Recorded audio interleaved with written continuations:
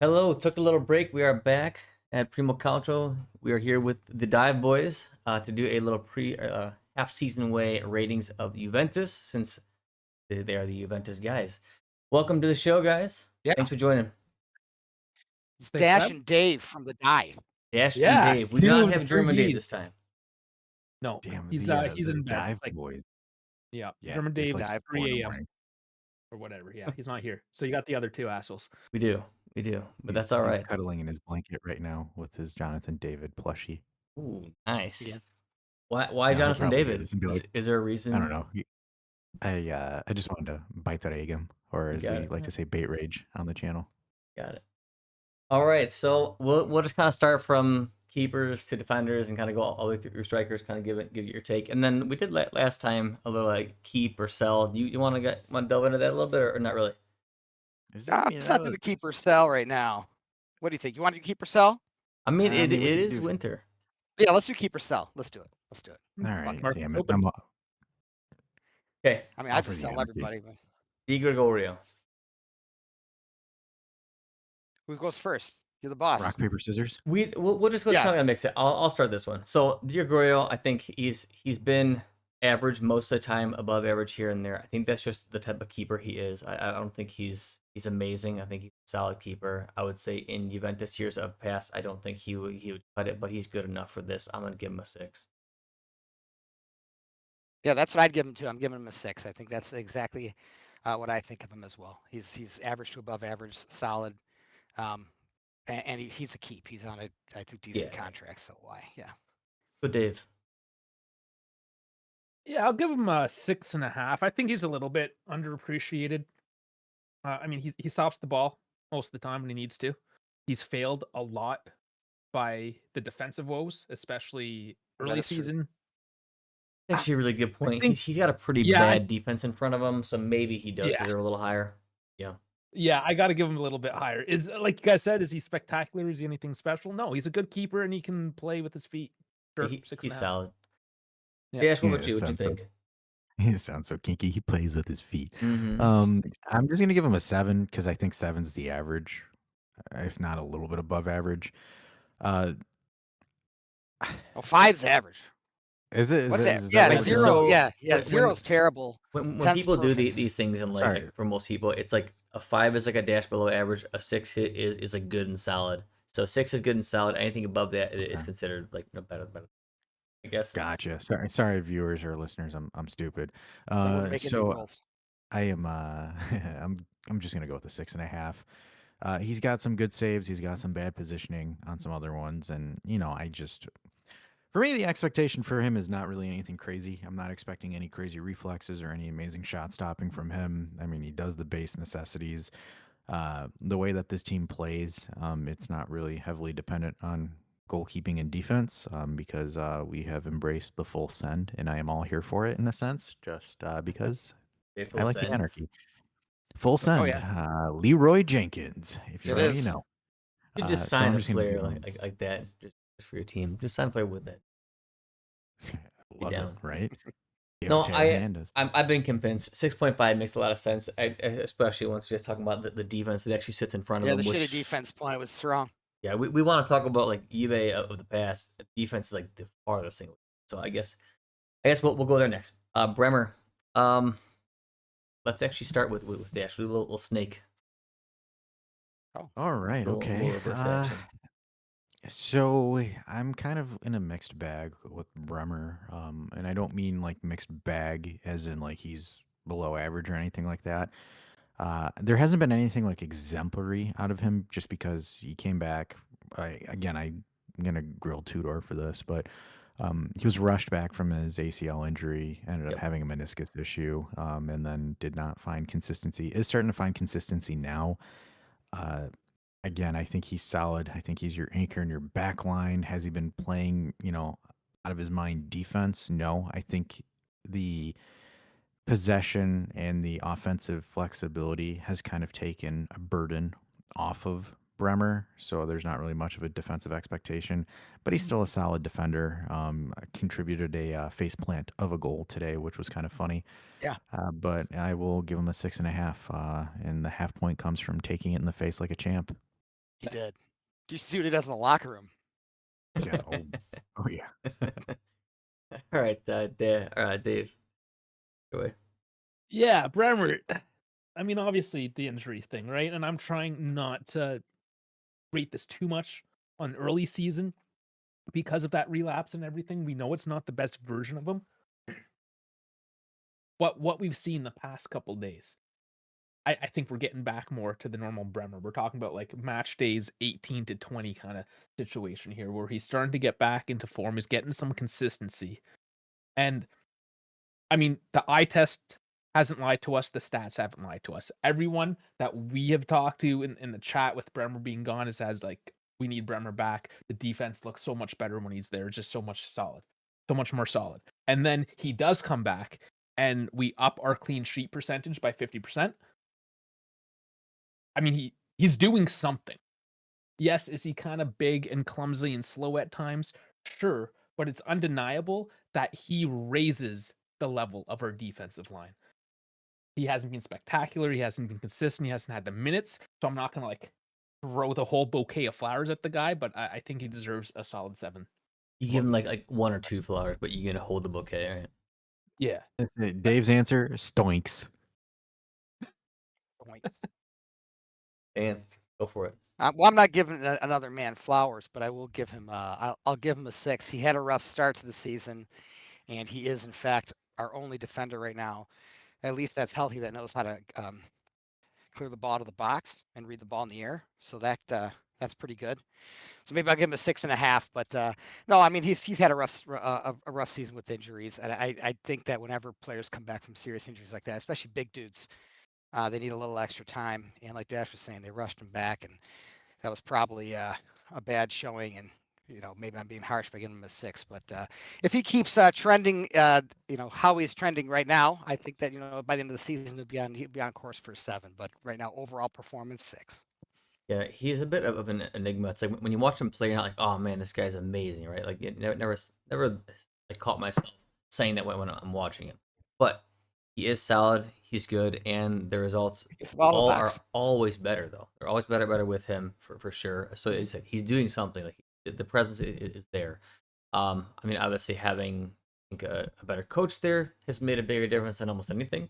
But it does make a lot of sense when he's in the team better. And so the clean sheets went with them. So he is doing something. I don't know. I mean, I kind of veer towards about a 6.5. If we're gonna choose between Yeah, 6.5 and 7, we just gotta choose. Has he been better or the same as Di Gregorio? Is the question if as like the litmus. Well, he has had a bigger impact on our clean sheets, but then again, that's not super fair because Di Gregorio had to sit there while all that crap was going on too. So Yeah. I would But I would agree. say Yeah. you can put in Perlin and you would get pretty similar results. yeah, Yeah, probably. Yeah, Just- yeah, probably. I I like would Perlin too. hedge a 7. Would you guys be cool with that? Sure, All right, Gatti. it's hedge. Let's go. I guess I'll start. I don't know. I don't think Gatti has been. I think last year he was better than he was this year. I think but he's also been with a bunch of just spotty defenses. I mean, when you have a defense of Gatti, Kalulu, and Kelly, that's really bad. Like, and there have been games played like that too. So I don't know, but he's definitely the best of that bunch. I feel like after Bremer, he's the next best defender, in my opinion. But he hasn't been super consistent this year. I got to give him like a 6. I don't think he's been amazing. Bad though. So It's yeah. been a bad year, man. Last year he was good. I thought he was very solid last year. I was I think he's actually been terrible surprised this that- year. I mean, I Yeah, don't yeah, think so. definitely. No, I think he has. So he last year we've always said he's like a good backup guy, a good Yeah, he bench should guy. never start for you. Comes in, he always does well when he comes in. But last year he had to start a lot of the games. He did well. He had I'd say on average he was probably our best defenseman last year. Came through with like a His lot of start this offensive year plays too. Yeah, a was lot of headers rough. last year. Yeah. He makes big plays in big games. He really does sometimes. But this year, no, man, he's been pretty bad. And yeah, he's got to play with a couple imbeciles. But I mean, he's no Albert Einstein, I was gonna himself. say he's So. one of the imbeciles. Yeah, exactly. It's not Yeah. easy, I mean, even Bremer was there with those with those guys bookending him, giving up. That was he was on the field for some of those Gatti is big not a smart defender, concessions. and it's hard when you have No, Gatti, he's a Kalu, big and dumb Kelly, idiot, who but are all three yeah. in my opinion dumb defenders. Yeah, I That's think rough. I'd give him a 4 this season. Honestly, it's been a rough season for him. Yeah, no, he was bad this season, man. He's I a good like it. bench guy. All right, Dave. So he has been bad, but there's a good reason as to why he's been bad. We kind of predicted this. Is he was getting overused, and we knew it was only going to be a matter of time until he injured himself, and he did. That's a good point. He had to hold that whole back line together with Cabal and Bremer injured for the whole beginning of the season while dealing with whatever the hell suicide laps that Tudor was making them do every day. Dude. I thought that was gonna take a really dark turn for a minute. And I was like, Jesus. oh. I was like, oh. Oh no, we're not going there. Even though it is that time of the season, January, we That's what I'm saying. I'm like, Dave, No. relax. But no, like he was overused, and you saw his form drop off. And regardless, even though he had those nagging injuries, it was only a matter of time. But he still did it. He said, "Yes, coach, put me in. I'm going to do a job, and I'm going to do it to the best of my ability." Unfortunately, that ability did decline, but that's not necessarily his fault. I think just because of the mentality and his willingness to just go out there and give her and not give a damn, he gets at least a 6. You got to base. I like it. I like it. All right, Dash. I'm a little bit disappointed that I won't be hearing the bricklayer story for most of the season, but God. um Did you know I Bosco gotta- Roto worked out?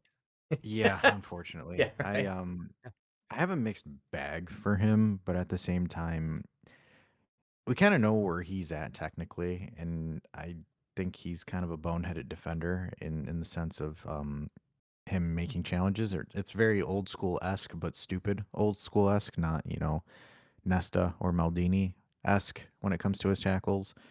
I think for me, I can't go higher than a 6 for him, just because there's just yeah, I understand the injuries and Dave's point about him just getting turned into an absolute, stallion horse that's just overwhelmed and just taken back to the barn to get shot.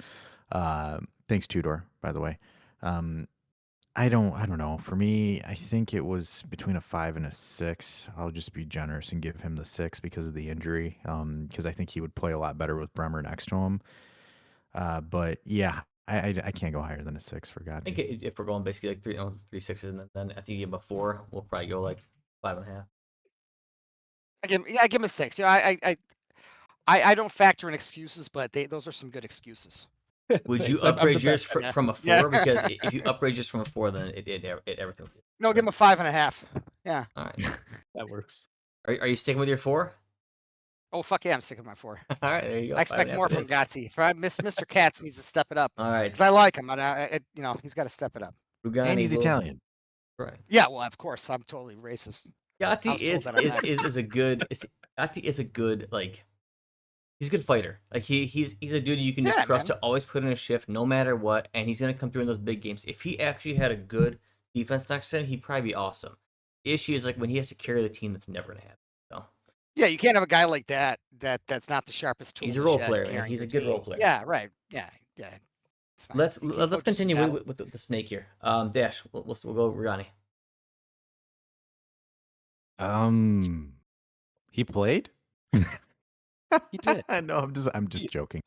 I'm gonna give him just a 6 average. When he came in was average, not anything too crazy, not anything bad or good. Just typical. I call that the Yeah. Rugani rating. That's solid. Dave. This one's a little difficult just because he didn't play that much, and when he did, same with Gatti, he was beside those other 2 idiots.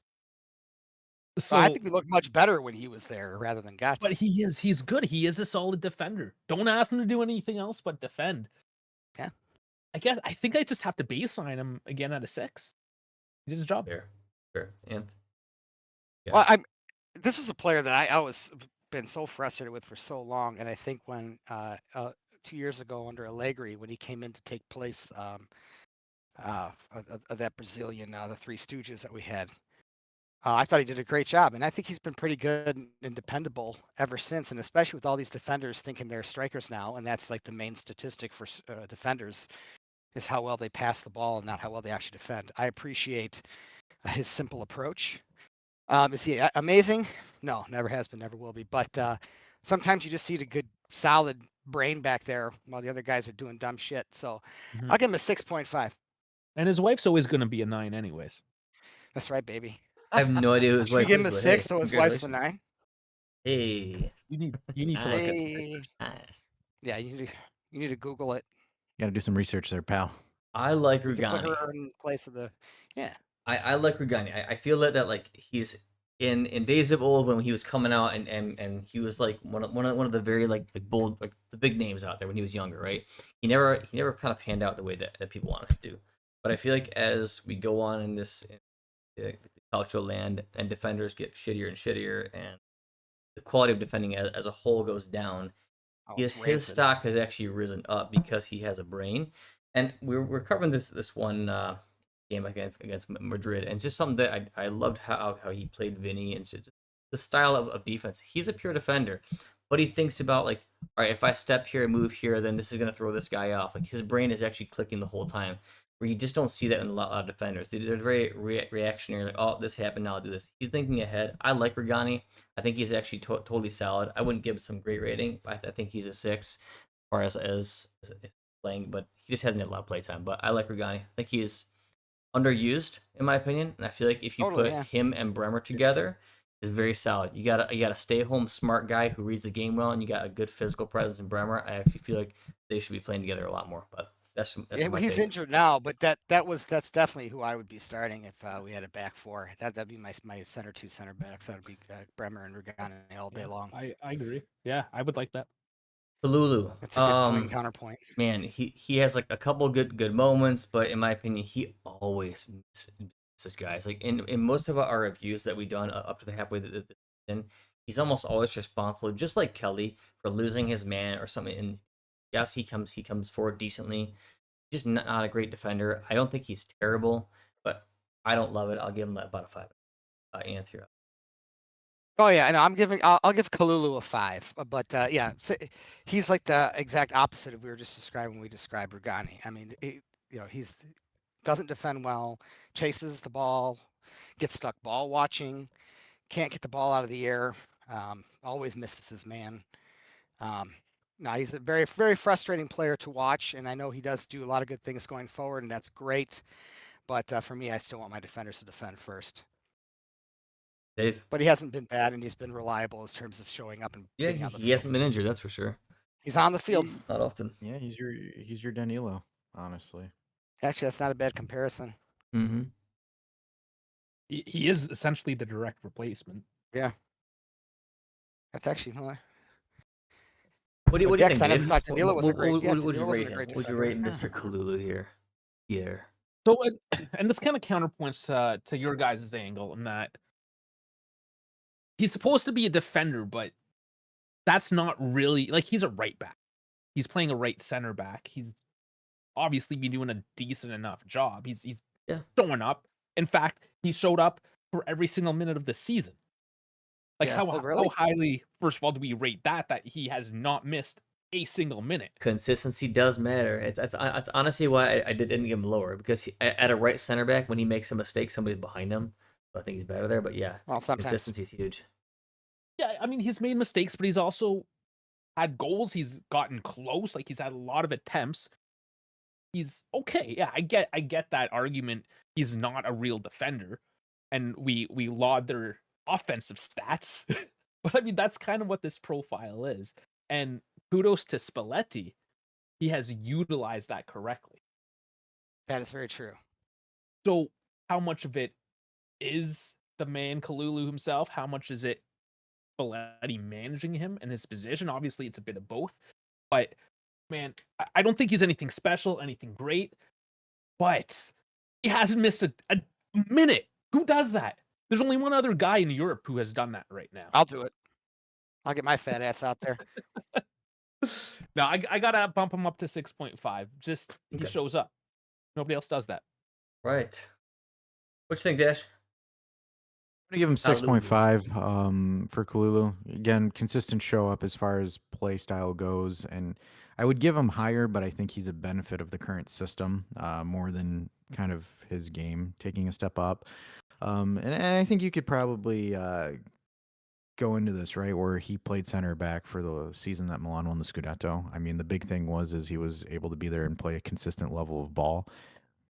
Was he playing anything crazy? No, not that season, nor is he doing it with us either. I think again he was just kind of that stable pillar that again your team needs average Joes to be average Joes consistently. And I think Pierre is that average Joe / above average Joe that can consistently maintain that level. Are there like disaster classes? I don't think I've seen one this season, in my opinion, of Who's had him? him having an absolute like of a game. But at the same time, is he having like a lights out game? No. And I'm totally fine with that because there's guys that are kind of like your dirty work guys, and I think Pierre is that. And I think when he won the Scudetto with Milan, I think that's what it was. I think Tomori got more of the flash than Kalulu did. I mean, that season he was excellent. He had to play in a 2-man back line, but I feel like he was so young that sometimes like you're just very humble and like he stayed home. He read the game well. I actually something I Spring used to chicken. say was like, hey, like, he like this kid seems way more mature than his years because he was really young when he started, and I think it actually was just because he didn't want to make mistakes, didn't want to mess up. Was everything was under the spotlight. He got thrown in because we had a bunch of injuries, and he played amazing. Now that You team was also on had fire that Tonali and year. Kessie in front of Yeah, him, who are and both awesome Benacer. He had a midfielders. way better midfield, Yeah, right. but I didn't see him making those mistakes. His aerial marking has always sucked, even when he was in that season with Milan. But as a center back, and that's not his main role, he was excelling. Now at Juve, he's taking a lot more chances. He's leaving a lot more space in behind him. He'll be lazy. He won't mark his guy on the far post when he does. That stuff he wasn't doing at Milan, and that's always why I rate him lower at Juve in general. But I mean, do you need that? I don't know. I mean, in this system, I think he's doing okay.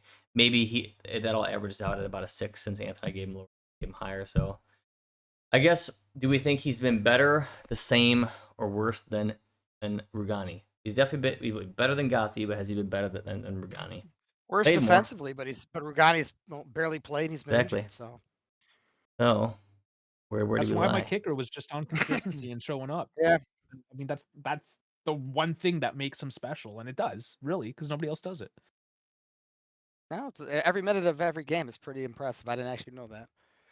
But still, I'd like to get players to actually fucking defend. But I guess it's 2026 now. It's 20 again with the programming.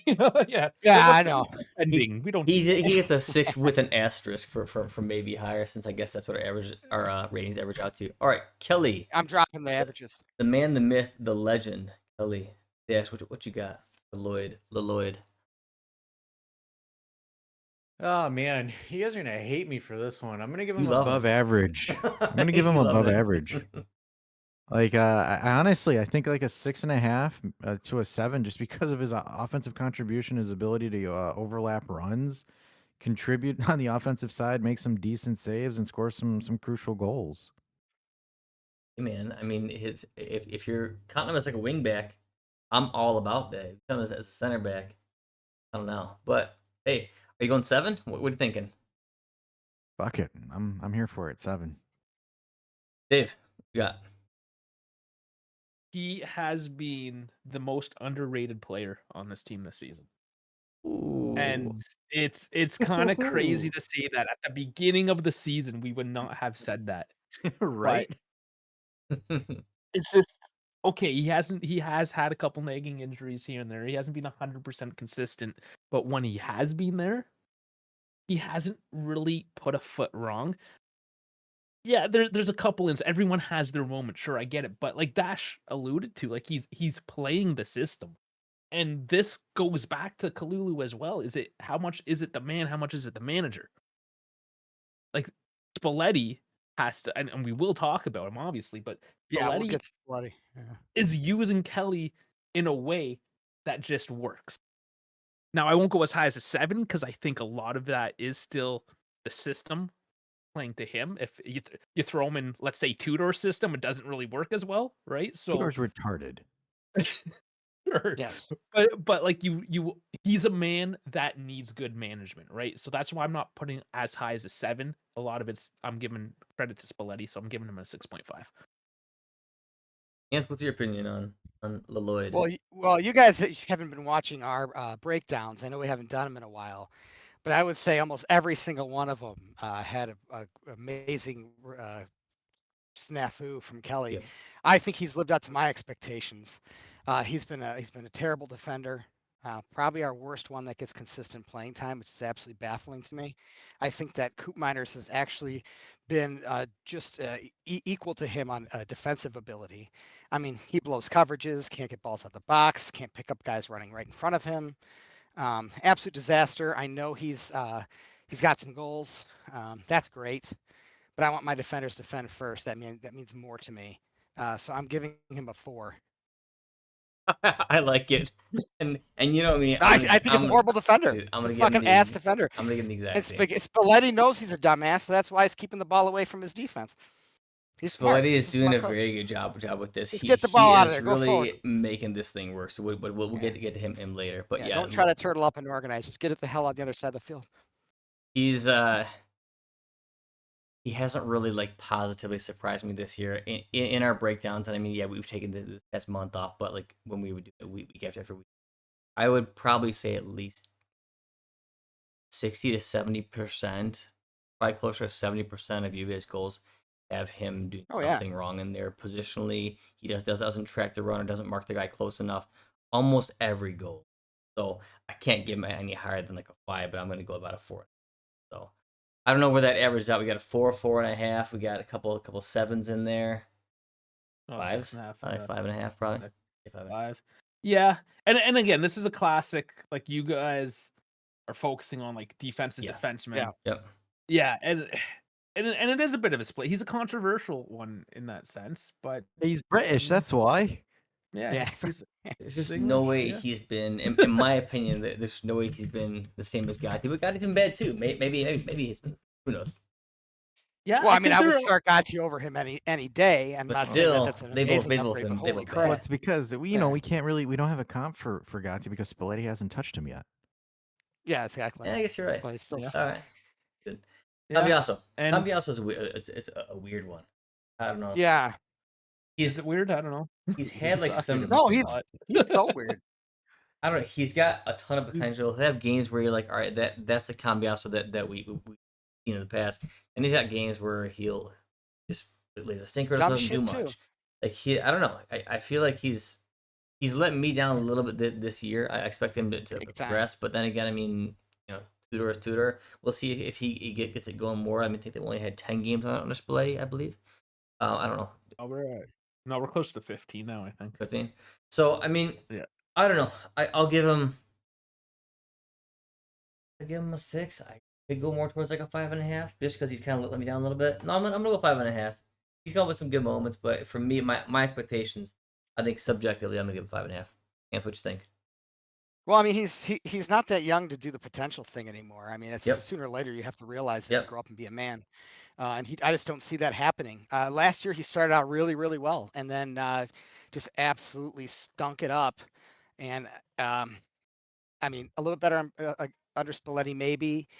He's not as responsible for things because he plays a less important position. Oh, sorry if you're a wingback. I don't know. I'm giving him a 5. I mean, he has all the ability in the world. One of our more technically gifted players when he wants to be, and then all of a sudden it looks like he's got a club for a foot. I don't get it. I just don't. Someone needs to slap him in the face or something. I don't know. He's just not becoming what he should, and he does have ability, but no, maybe he's just not. Maybe he's just not man enough yet. Maybe he'll be one of those guys that finally grows up at 30. Who knows? Dave, what you think? He has been my most frustrating player this season. I can't stand what he's doing right now. Well, when everyone else is improving under Spalletti, I feel like he's the one that's regressing or just hasn't improved at all since Tudor. I don't know what's going on with the guy. Yeah, early last season he was really kicking off, but he's just doing too much. The amount of times I am yelling at the screen saying, pass, shoot, do something with the ball, do something. And then he just keeps on going forward into a goddamn roundabout and loses the ball. I think doing too much How is, many? is correct. Yep. Like, it's just. I don't know, maybe it was the whole let's get over Man this. City links that got him, because like the Man City links happened because he's playing awesome and one of the best wingbacks out there, honestly. And then he got injured, never really came back from it well, and now he's just overdoing it this year. I don't know. Yeah, Maybe just there's something overdoing to it. that. So I'm giving him a 5. He hasn't impressed. Yeah. He's done enough for me not to say get him the hell out of the club right now. Right, yeah, and he's still got like enough there to be like, all right, there is a serious player. No, I get you. I think that's a good rating. There's nobody else really. I mean, Kostic. Okay, we'll talk about him. Yeah, I mean, what's that's your your option. I'm also. I'm gonna drop a 4 just because it's Yeah. just terrible across the entire board. Terrible shot selection when he's in the offensive third. Most attacks stall out with him.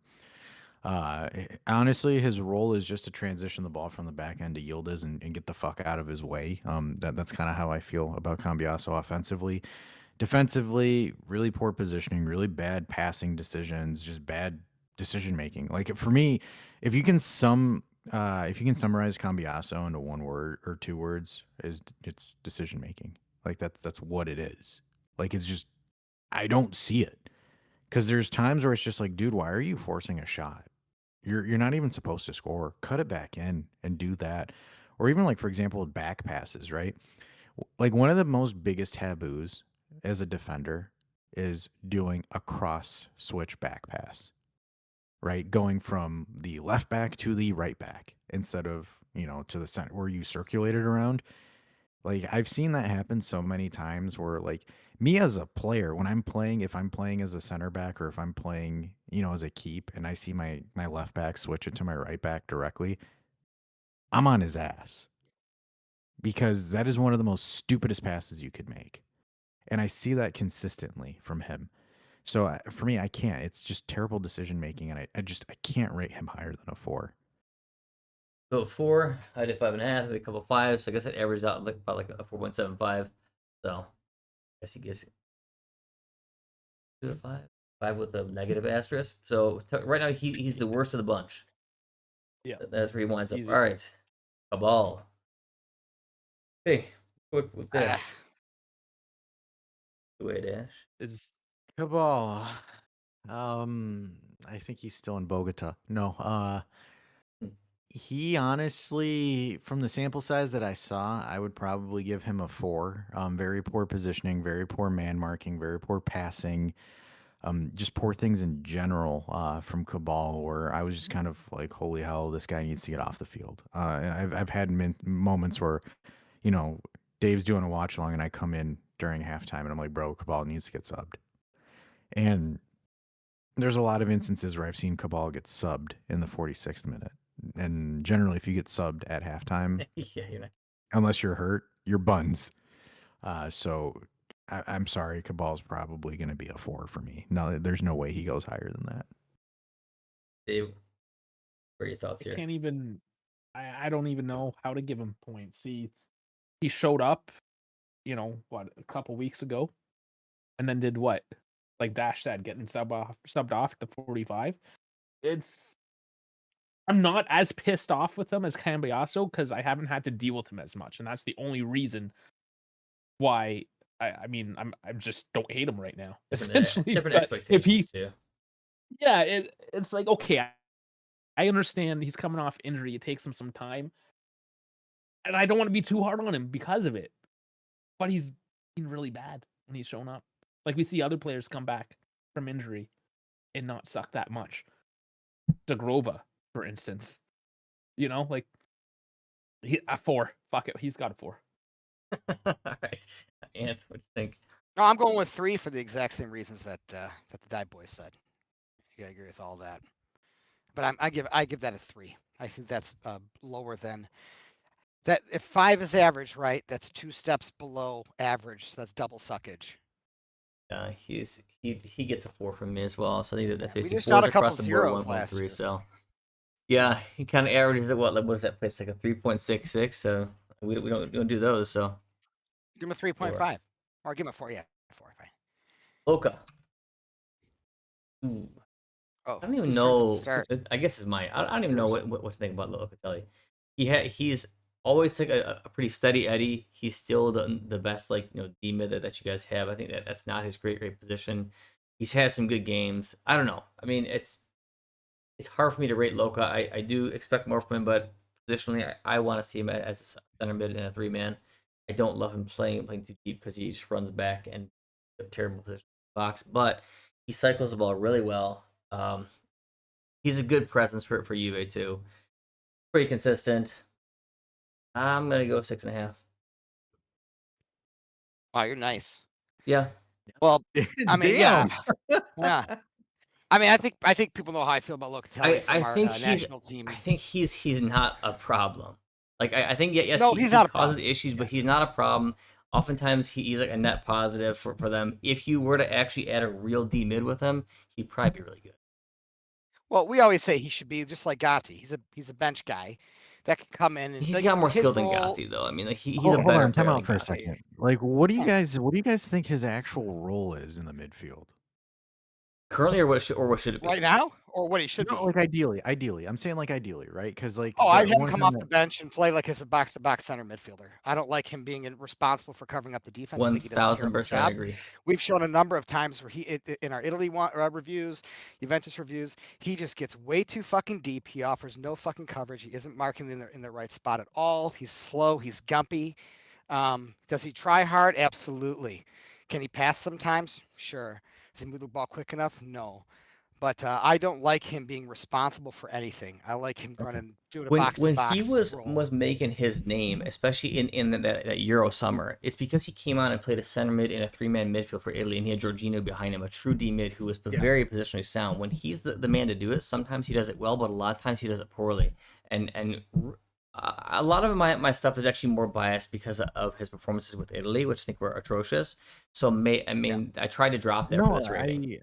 I think that's fair. I just because for me, I just kind of wanted to get perspective from you guys on where your thoughts are because that kind of aligns where my head is at. Because um, one of the things that we've been doing at the dive a lot of, and unfortunately this irritates both myself and German Dave and Canadian Dave too, but especially German Dave and myself is the statistical websites, right? DatMB and all this other bullshit where they're like saying that he's the best midfielder in the league according to like one or two stats. And I'm like, dude, Yeah, it's more I'm the like, eye test with me.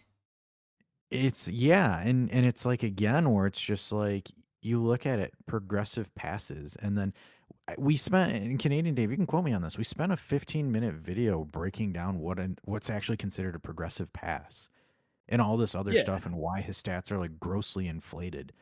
So no, I'm with you guys. Are they there. inflated or taken out of context? I think Yeah, that's yes, you on know, both. Both. That's why he was hard for me to X, rate that's because good. I think he's a good player, but I think he's been played out of position. He's doing the best he can. He's not meant to be there. Now all of a sudden he's a D mid. He never was supposed to be that. Even at Sassuolo, No. when he played DMCM, he would shove forward a lot. It's just not his spot. He actually has a pretty dang good shot. See, like when he gets the rare opportunity to bang a ball, he's pretty good. But I don't know. I feel like he would really shine a lot better if he had a real D mid next to him and you played like Loca and then Thuram there, whoever next. I think he's a backup that comes on and fills in a role when your better players are. Listen, man, I want my Juventus to be all Italian. I just don't like any of the Italian players we have on our team except for maybe Moretti. Well, I do like Moretti. Same here. You know, but the guys we have aren't good enough, and we got rid of a lot of guys that I think that were better. We should have kept. I would have really loved to see Rovella here, even though he can't stay I healthy. knew it. I knew I you were love gonna say Rovella. that. Oh, I'm a big Rovella. I think Rovella's fucking awesome. But I would, yeah, I would have my team would look much different than this. But I think Locatelli gets a lot of shit that he doesn't deserve. But I think he's totally overrated too. I mean, I'm giving him a 6 just because he does play hard, and That God guy's bless him. He hard for does me, the man. best he can do. But I mean, dude, when you're that unathletic, Yeah. it's hard to He's both under and to overrated. play midfield. Yeah, it's hard to be that effective when you're that unathletic. And yeah, I think he gets exposed a lot. I think he plays extra safe, and especially when the ball's in the defensive zone, which I think Spalletti's really helped out by trying to keep the ball out of there as much as possible. And we've shown this in a bunch of videos. He just gets way too deep. Yeah. So He becomes a center back for no reason. Yep, he gets so Exactly. deep, he tosses his center backs out of position, which ruins the defensive shape. And he needs to be covering as a D mid, roughly like the top of the box. Cover the late runner, He cover when the ball gets cycled to the top. That's your role as a D mid, not to play. and this is my issue with him is because he is supposed to facilitate the offense by either getting in between the channels with a pass or facilitating it out wide. And that was always my biggest pet peeve where there would be again where Bremer would overtake him and then Locatelli would sit in as a center back in Bremer's position and Bremer's pushing forward, which makes no sense to me. So that's why I've never been a fan of him. I still don't think he's that good. I think he's average, and again, he's a Little average. he's a rotational 6. Even this season, like for example, I think Spalletti's been able to cover up a lot of his shortcomings. The one thing where I have an issue with him is his lack of maturity because like when Spalletti first was announced, he was doing some corny shit on Instagram, which I was like, bro, you're the captain, man. Like, grow up. Um, for me, I can't go higher than a 6 for him because that's his ceiling. Like there's Yeah. nothing like I don't see anything more out of him because like even this season, his offensive vision hasn't gotten better. His defensive vision hasn't gotten better. The fact that he got lucky and got away with not getting a red card today, Oh, I don't think that was a penalty at all. You think that's a penalty? I think if he was a half a step late, it would have been. It would have been a There straight was, red. yeah. I mean, we Oh. don't have to get into that, but that was We don't very have to. No, but controversial. I'm saying again, he's putting I'm very himself in lenient really on that stuff. No, I get it, right? And I But he understand, makes right? those But, like, boneheaded moves He sometimes. is what definitely he does Absolutely. does. Oh, make he bonehead always. plays. I mean, what was it last year that he did that? I think there was 2 of them. It was was that in the Copa last year? I remember those specifically. Just so There was a dumb. couple times though. No, it was against Milan. I know he botched that whole game in the Copa, I think. Yeah, he does that. He puts himself in those positions. That's probably because he's too deep and trying to run out again, not where he actually should be. Yeah. exactly, and that is he was late to that position, so he forced a tackle and he went studs up. Yeah, he got the ball, but dude, he still went 2 studs into that dude's shin. So He it's like just if needs that to ball wasn't not there, be there anymore. that's a straight red. If he like for me, he hit the ball, right? Like it's a clean tackle because he got the ball, but and the follow through kind of gets neglected after that. But had he missed the ball, dude, that's easily a red card. It's a pen and a red Well, card. yeah, if he misses, of course. Yeah. Yeah, so it's just like It was very again, that's what borderline. I'm saying. Where it's like That's hard to factor he makes into this rating, though. I mean, like one play, but he no does make dumb decisions. those That's kind of him. tackles. Well, He'll that's play one of well for many like examples, though. he'll play well for like Of that. 80% of the game, and then he'll make 2 huge mistakes. Like, what the heck? It's like, why would you? And then it leads to a Yeah. goal or leads to a massive chance. A lot of players are like That's that, Loco. man. In this modern game, it's so hard to these guys are just all so bad. They just all suck. They're not creative. I think that's one of the big things. It's They're just not. like I They don't don't know. love For the me, game. I just don't see I think Locatelli as a creative. focus I is think poor he's too. I can't like for me, I can't go higher than a 6 for him. I just don't see any creative gene in his body. I think he's a coward. Honestly, I 6 hate is saying super that, but like fair. 6 is super fair. he plays like a coward. Like he's That was my not. assessment of Coop Miners as well. He like avoids doing My doing God, what he yeah. needs to do because he doesn't want to deal with the confrontation. He's definitely Yeah, not like as that. cowardly as Coop. Coop like backs away from Champ.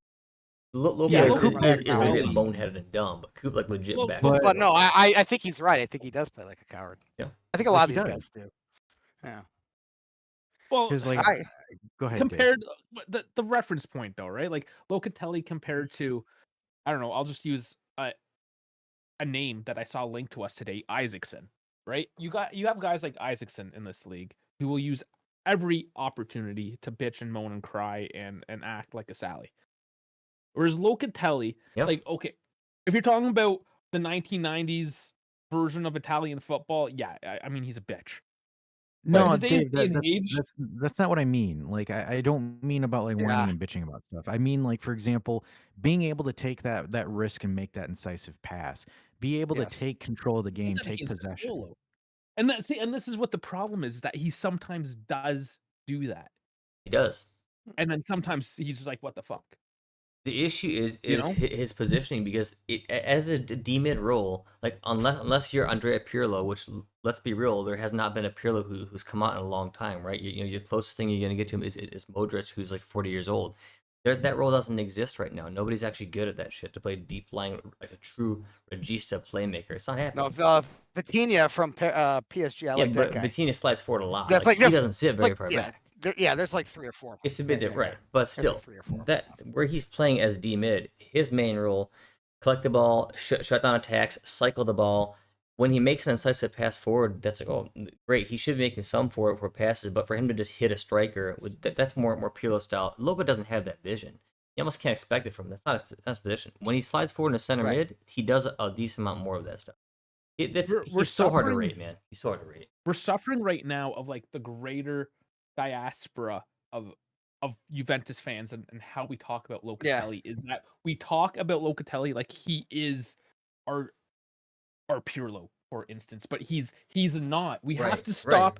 Like we how much time have you spent on Locatelli and we're still going That's on. why I said he was the hardest to rate at the beginning of the season. Well, he's hard to rate.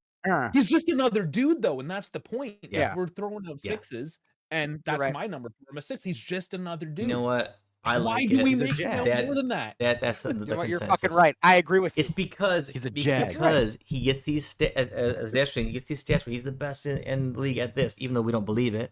And then he's the captain. A lot rests on his shoulders. Like he's like the face of Juve besides Yildiz right now. Well, like he is. seriously, He's literally the it's face. Yildiz and He is. Loca. That's the face of Juve. Yeah. Wow. So, right, anyways, next all right, guy.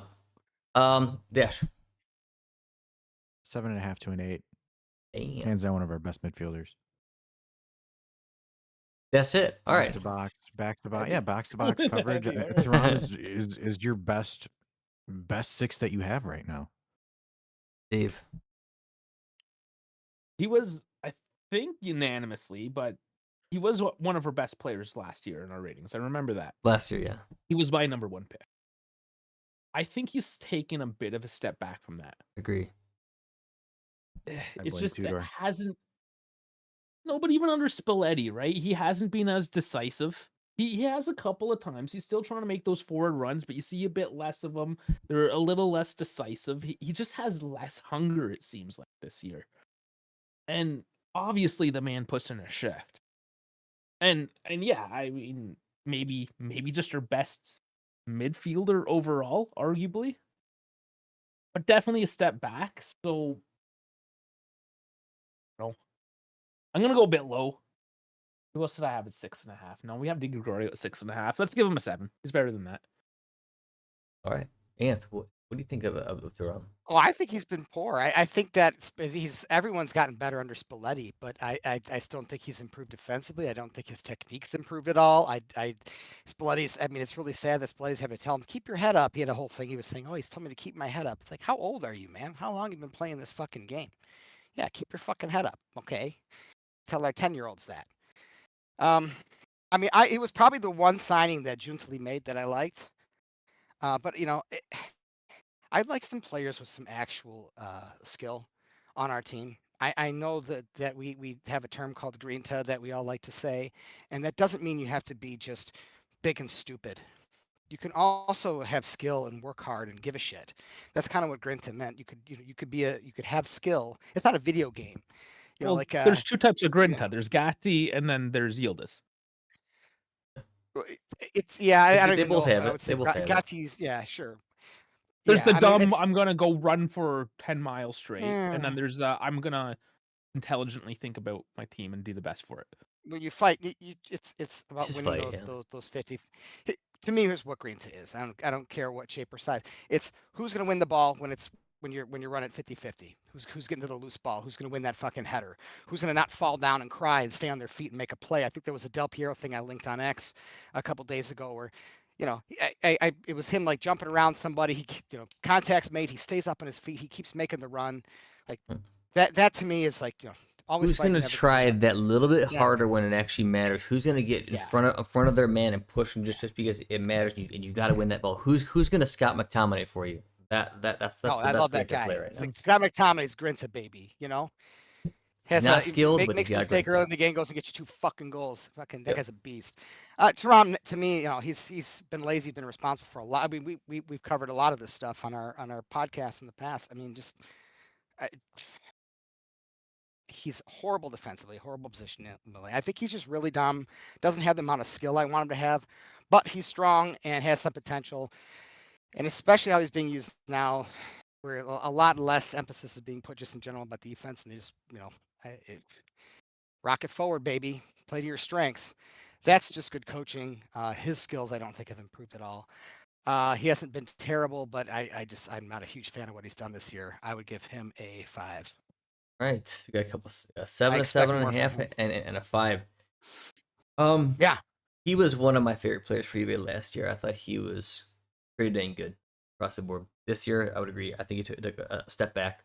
And honestly, a pretty significant step back. It's hard to say though because Tudor made everybody take a step back for a while. Besides Yildiz, he did. he was just like carrying the team as a kid. But Yildiz couldn't take a step back because he didn't play. yeah, there you go, right? No, but I mean, I mean, maybe that had more to do with it than I thought, and I'll probably have a much different rating for Thuram at the end of the season. Now they're gonna play more attacking, but yes, Yeah, he we'll is see. he is sloppy in his coverage, and what I mean by that is just because we've done a lot of these breakdowns, when the opposing team is attacking, he doesn't run at his full speed to catch up to make a play to get there. He's kind of still jogging. He doesn't really have that like that next gear to like to actually care enough in defense. Rinsa, baby. So I think if you are doing this more attacking style, he's probably going to shine. I think at this point, I don't think I rate him higher than a 6. My gut tells me to rate him closer to about a 5.5 or a 6. I guess I'll give him the same as Luka. So I'll go 6. So technically, if you guys give a 7, 7.5, 5, and a 5.5, he's better than Luka. All right, let's go with McKennie. I think You're up, buddy. I think he's good when he needs to be. He's a solid player. I think he's not bad. He comes up when you need him to sometimes, but he's a jack of all trades player. I'm just gonna give him a 6, a solid 6. He's a good role player. That's it. I don't know if I keep him, but Every he's team solid, needs man. a McKennie. Every team needs a McKennie, man. I mean, 6 for me. that guy's like the ultimate bench player. He comes off the bench, he plays hard. He's usually Jack of all sufficient. trades. Yeah. Expectations aren't through the roof. Yeah. I mean, it says a lot for someone that I don't think it's very difficult to play a lot of positions, but apparently it's impossible, and no player can do it. So fucking A, we got a guy who can play like 6 of them. Yeah. So I mean, it's good. Good for McKennie. He doesn't whine, doesn't bitch, doesn't cry. He's not a pussy. I like that about him too. So I'm giving McKennie a 7. And is that a rating based on his talent level? No, it's a rating based on him meeting my expectations 70% of the way. All right, Dave. Making up new rules every time. There's 2 things I don't like about this guy: his love for ranch dressing and his Harry Potter celebration. Other than that, I love this kid. I don't even know what his celebrate. What's his Harry Potter celebration? He's his little wand wand in the cast. air thing. Yeah. Oh, that's Harry Potter? Yeah, I thought he was directing an orchestra. Oh, okay. Sure. What? I have no idea. Oh, whatever you want to believe, but yeah, some boy witch that's going on there. Not my thing, but regardless, what he does on the pitch, I absolutely love. And I mean, if you want to talk Grinta, sure, he's not that classic Italian, but he's very American, I guess you can say, in his Grinta. He just puts his head down and plays, man. Dude, he fucking plays yeah, Grinta. like that.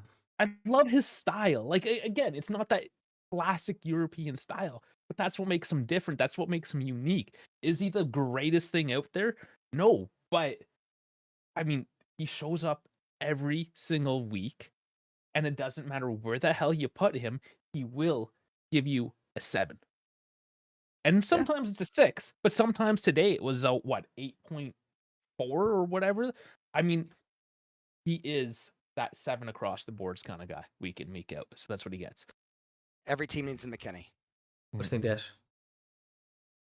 I'm gonna give him a 10 just because he piped Fratese's sister. No, I'm just gonna give him a 7.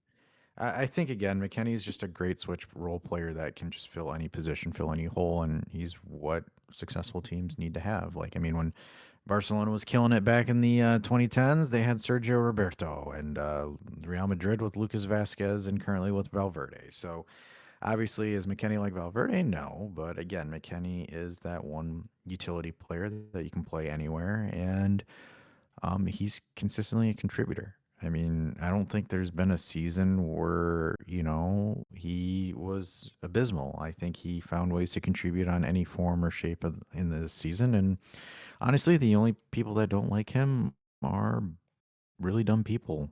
Like, I mean, you need to have him. Like, I would say, and you might kill me here, but he's almost like a Salamakers in a sense. How Milan are using Salamakers. Like, they just have a hole and they put him in there, and that's what he does, and he does a job. It's not like McKennie's going to lead the league in Kenny is a assists great or role this or player. that. And he has a lot more Dude, he skill gets goals and than assists. he has a lot more He skill makes than people plays. think. He's crafty. He's got a decent brain about him. I actually think that 7 is a fair rating, especially after because I don't know. I gave him a 6, but really he should probably be higher. But the 3.7s averages out close to that anyways. So 7 is fair for sure. I think he's one of our smarter players, truly. For sure. Go on, Mario. Dash, back at you. What do you think? I'm going to say not, and I'm going to say NA just because he just has not played. Like, there's agree. not much of a field I sample would size for third him. that. You guys all agree? NA? Yeah. Yeah, we can strike him. All right. Odds I'm it. for. I would like to see more of them, but I guess Dash. I'm going to right back say to this one. part of me wants to say NA because he doesn't really get much time. I think he only Close had to the that. one goal against Inter, and that's it. And that's kind of what I remember of Vadzic because I think he's that exceptionally big deal. forgettable. I think outside of that, I think he's just exceptionally forgettable. I don't think he's really that good. I still think he's exceptionally raw, and he needs to just get loaned somewhere. So I don't have a rating for him. Gotcha. Yeah, I agree with that Does too. anybody have a rating for him? Because I also don't. I No. think he's very similar. He hasn't played much, doesn't get it. You guys cool with that? Anybody feel passionate about rating this guy? No. no. Other than he just needs to get loaned so he can get those minutes, so he can Yeah. come back and get a goddamn rating for us. All right. So since Yeah, one we job. just before the season. Yeah. since we just NA the past 2, we will stay with Dash for Coop. Have at it. Coop Myers. I'm just gonna say average. I think against Spalletti was able to kind of get some kind of productivity out of him from the back line. Is it again a Coop Myers that I'm like, holy shit, this is amazing? No. So I'm just gonna go with the 5 and say just an average Coop Myers. I still think again he's afraid to play. He's got a bad case of the yips, and if he wants to have a career, he's got to find a way to get past it. What's the yips? You don't know what the yips is? No, But I that's never heard that. from, Damn. I feel old now. That's from Ted Lasso. They have that in Ted Lasso. Oh, the the yips. yips. Okay, I haven't seen Ted Lasso. Oh, Well, it's come not even on. that. It's just like it's an old term, like it's an old golfing term or something. It's like you're psychologically messed up to the point where like you just can't function. Like for Timid. example, It say seems that, shaky. Yeah. yeah, Psyched it's out. like your confidence, your confidence gets shaken, And and it tiptoe just into things. yeah. Yeah, he definitely has a case of the yips. He is yips. He He is yips. doesn't have a case of it. He just is there. Yeah. Dave, think about Coop. So here's the thing, and we did a video on this as well. Kelly, we gave a 5.5. Hoop technically has better numbers. Yet Hoop gets benched for Kelly. Yeah, for sure. So on that basis, Kelly had a 5.5. Hoop is better, so he has to get a 6. You know how much I hate stats. Oh man, threw me for a loop there. I didn't think you were gonna give this man a 6. All right, Anthony, what do you think about Coop? I give him a 4. I'm giving. I would give him a 2, but I thought you were gonna go like a 2 that- or a 1 here. 4 is I was going to generous, give him a bro. 2, but because I didn't really notice a difference between him and Kelly when they're playing the left center back. It's like they both just get smoked. But they can bang some passes forward. No, actually, no. Kelly is actually better going forward than Coop. So, no, I give him a 3. Huh. And Yeah. the couple times he's played in midfield, he's sucked holes, and I just can't believe. Like, I knew he wasn't going to be good, but I didn't think he'd be this bad. Yeah, he's. Go ahead. Poor guy. I was gonna say Coop is when he's so back into that like left side, it's that kind of like a side center back role. The crazy thing that he didn't lose a ton there. I don't know if that shows Coop versus Kelly's level. There wasn't a lot there. Or if it just shows you like the, I won't say non-importance of it because defense is still always very important, but how like far the levels have dropped in general because that's not a defender. He's not even combative. He's not strong. He's not going to go win balls against somebody. He was just there to cycle and pass. And that's kind of sad that that's all you need on a back line to just do okay and to be at a decent place in the standings and get decent stats. That's pretty bad. That's just kind of overall state Speak of for where yourself. things are That at. helped me with my Achilles recovery. No. Yeah. But like either way, I mean that's pretty bad. As far as Coop himself goes, I think he's a bad player. I do think that it's mainly stems from his fear and timidness, and you're never gonna be good as anybody's played. If you're like nervous and stuff, your touch is gonna be crap. You're never gonna have the confidence to make the moves you should make, and you just see it every game with him. I gotta go with about a 4. I think it's gonna average everything out. You went 3, you went 4. We had a 6. We had a 5. I guess he gets about a 4.5. 4.5. Yep. Yeah. So is So, Cabal worse than Coop? Yes. Yeah. Yes.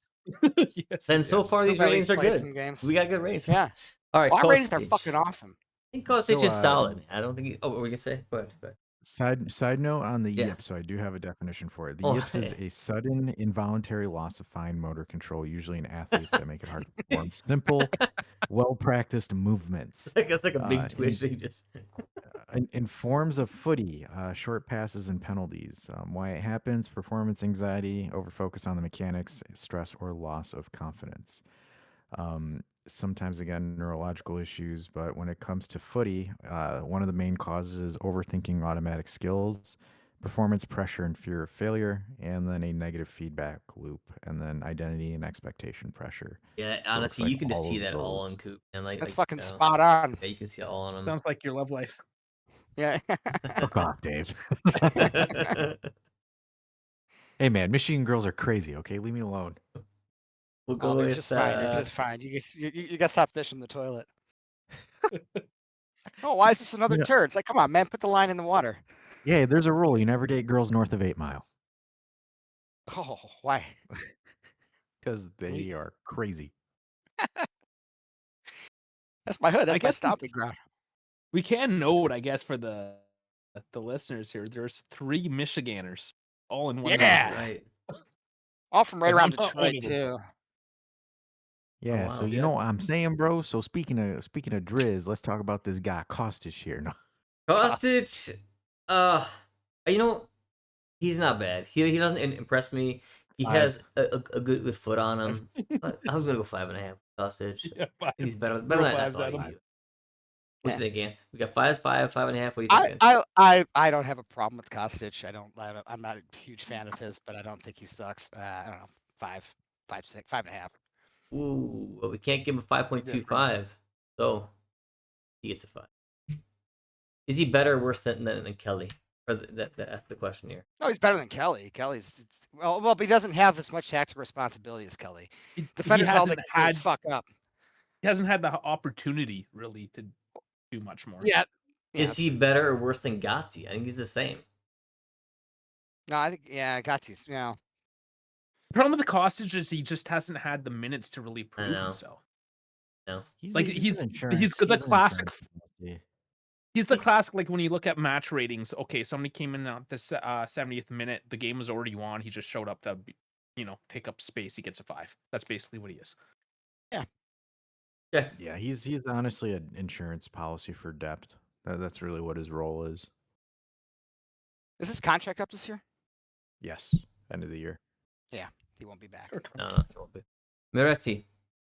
Dash. Oh man, this is kind of frustrating because there's not much of a sample size, but the sample size that we do get, he is an exquisite midfielder, and he has been kind of the in between the lines transition midfielder that we've been dying for, really, really bad. Again, case proven today in today's match. I thought he was fantastic. I think he is growing into the role. I'm noticing an increase in his trajectory as far as his development goes. I just pray to God that Spalletti uses him more, and gets Miretti more minutes, even if it's against the mediocre teams like the Cremoneses and stuff like that, because dude, I just love this kid, man. He's essentially him and Yildiz effectively takes the strain off of Yildiz to facilitate the offense. He has the vision and the poise to take the ball Mhm. that I want Locatelli to have, but he doesn't. So again, I think Moretti is again that 8 to a 10 hybrid. I would like to say. I don't think he's a straight Yes, up 10, and I don't think he's a straight up 8. I think he's I in agree. between. And it's just, dude, it's a blast. I mean, he killed it in Genoa last season, and that was a really bad Genoa team. And he's stepping into the role where I'm hoping that Spalletti somewhat transitions into a midfield three fully, and I think you get to see Moretti fully flourish at that point. So I don't know if I can give him a rating just because of the sample size, but I'll be fair with it and say a 6.5 to a 7. Dave, what you think? I was on the exact same, and I was actually thinking it's a 6.5 and a 7. Like his trajectory is probably a 7, but his sample size restricts him to a 6.5. So that's what I'm sticking to. Okay. Dave was texting me that the entire time I was talking. No. No, it's just like I was like, as you were talking, that was in my head. Like he's good. Like he's going to be great. He just needs more If time. he's The sample developed size isn't well, there. the same shit happens with these players all the time. I guess I'll say that's it for mine, but Anth, I bet it. Oh, I mean, you could go for it. So you're probably going to say exactly what I'm going to say. You know, when you have a homegrown player, and this is what why I think last year we did this, I was really adamant that I wanted to see someone like a Palladino come in, start a project, build with our homegrown players, and then Juntali ended up, selling half our talents off. If we aren't a serious club that can spend serious money on players, and we're going to always have to buy average players, I think it's always best to build from your youth system and throw a couple of these guys in. Certainly, it's harder when you don't have a good core around them, but the best will always shine through. Yildiz is shining through because he's proper. Moretti looks like he's coming good. I thought, like Dash did, he was excellent on Genoa last year. Genoa not so good without him. He's our only player on our team besides maybe Zagrova, but we're talking about sample size again, which is super confusing. But I don't know, something's wrong with him fitness wise, I guess. But Moretti's our only player on our team Yeah, that actually is creative. yeah, and I think he had shoulder surgery in the off season or something like that. That's what kind of Zagrova, kept him off. No, Moretti did. Moretti Minetti. did. Oh, okay. So yeah, Minetti had like surgery over the summer, which kind of again didn't really factor him coming back, and then again Tudor being an idiot, and because Minetti isn't a stamina whore. So I think that's what kind of really threw him off, and again you're seeing a difference with Spalletti integrating him more and more and more into the team. Yeah, I mean, and we'll get to Spalletti in a bit here. I think that's going to be a really fun conversation because I think a lot needs to be said about that. But Moretti, at least under Spalletti, especially, has looked. I know there was rumors about selling him, and one of the things I'd always say, I'm like, oh yeah, don't worry, he'll be sold. That's what we always fucking do with these players. I really hope we don't. I really hope we keep this guy. He's offers something unique that our players don't. And today he covered the most ground on the pitch, I guess. By the time they took him off or whatever. So he can run, he can play, he can be creative, he can drop back and help facilitate, he can get up close to net and do stuff. Just get him on the field, play. These young guys have to fucking play. Our young Italians especially need to fucking play. Know who you are, know what your club is. This is one of your fucking guys. Don't screw this one up. I give him a 7. Yeah, I'll start off with just saying I think it should be a 7, so that will pull the average up to a 7. But Spalletti doesn't have to tell him to pick his head up. Miretti is the guy who even a few years ago when he just got a couple minutes under Allegri and started playing like Fagioli and Miretti and some of the young guys that what he had, he was the dude who I always thought was a special player. I thought that he always just like how he is on the ball, like it's naturally, and anybody who's an athlete and who can see things, they're like, okay, when he gets the ball, this is natural for him.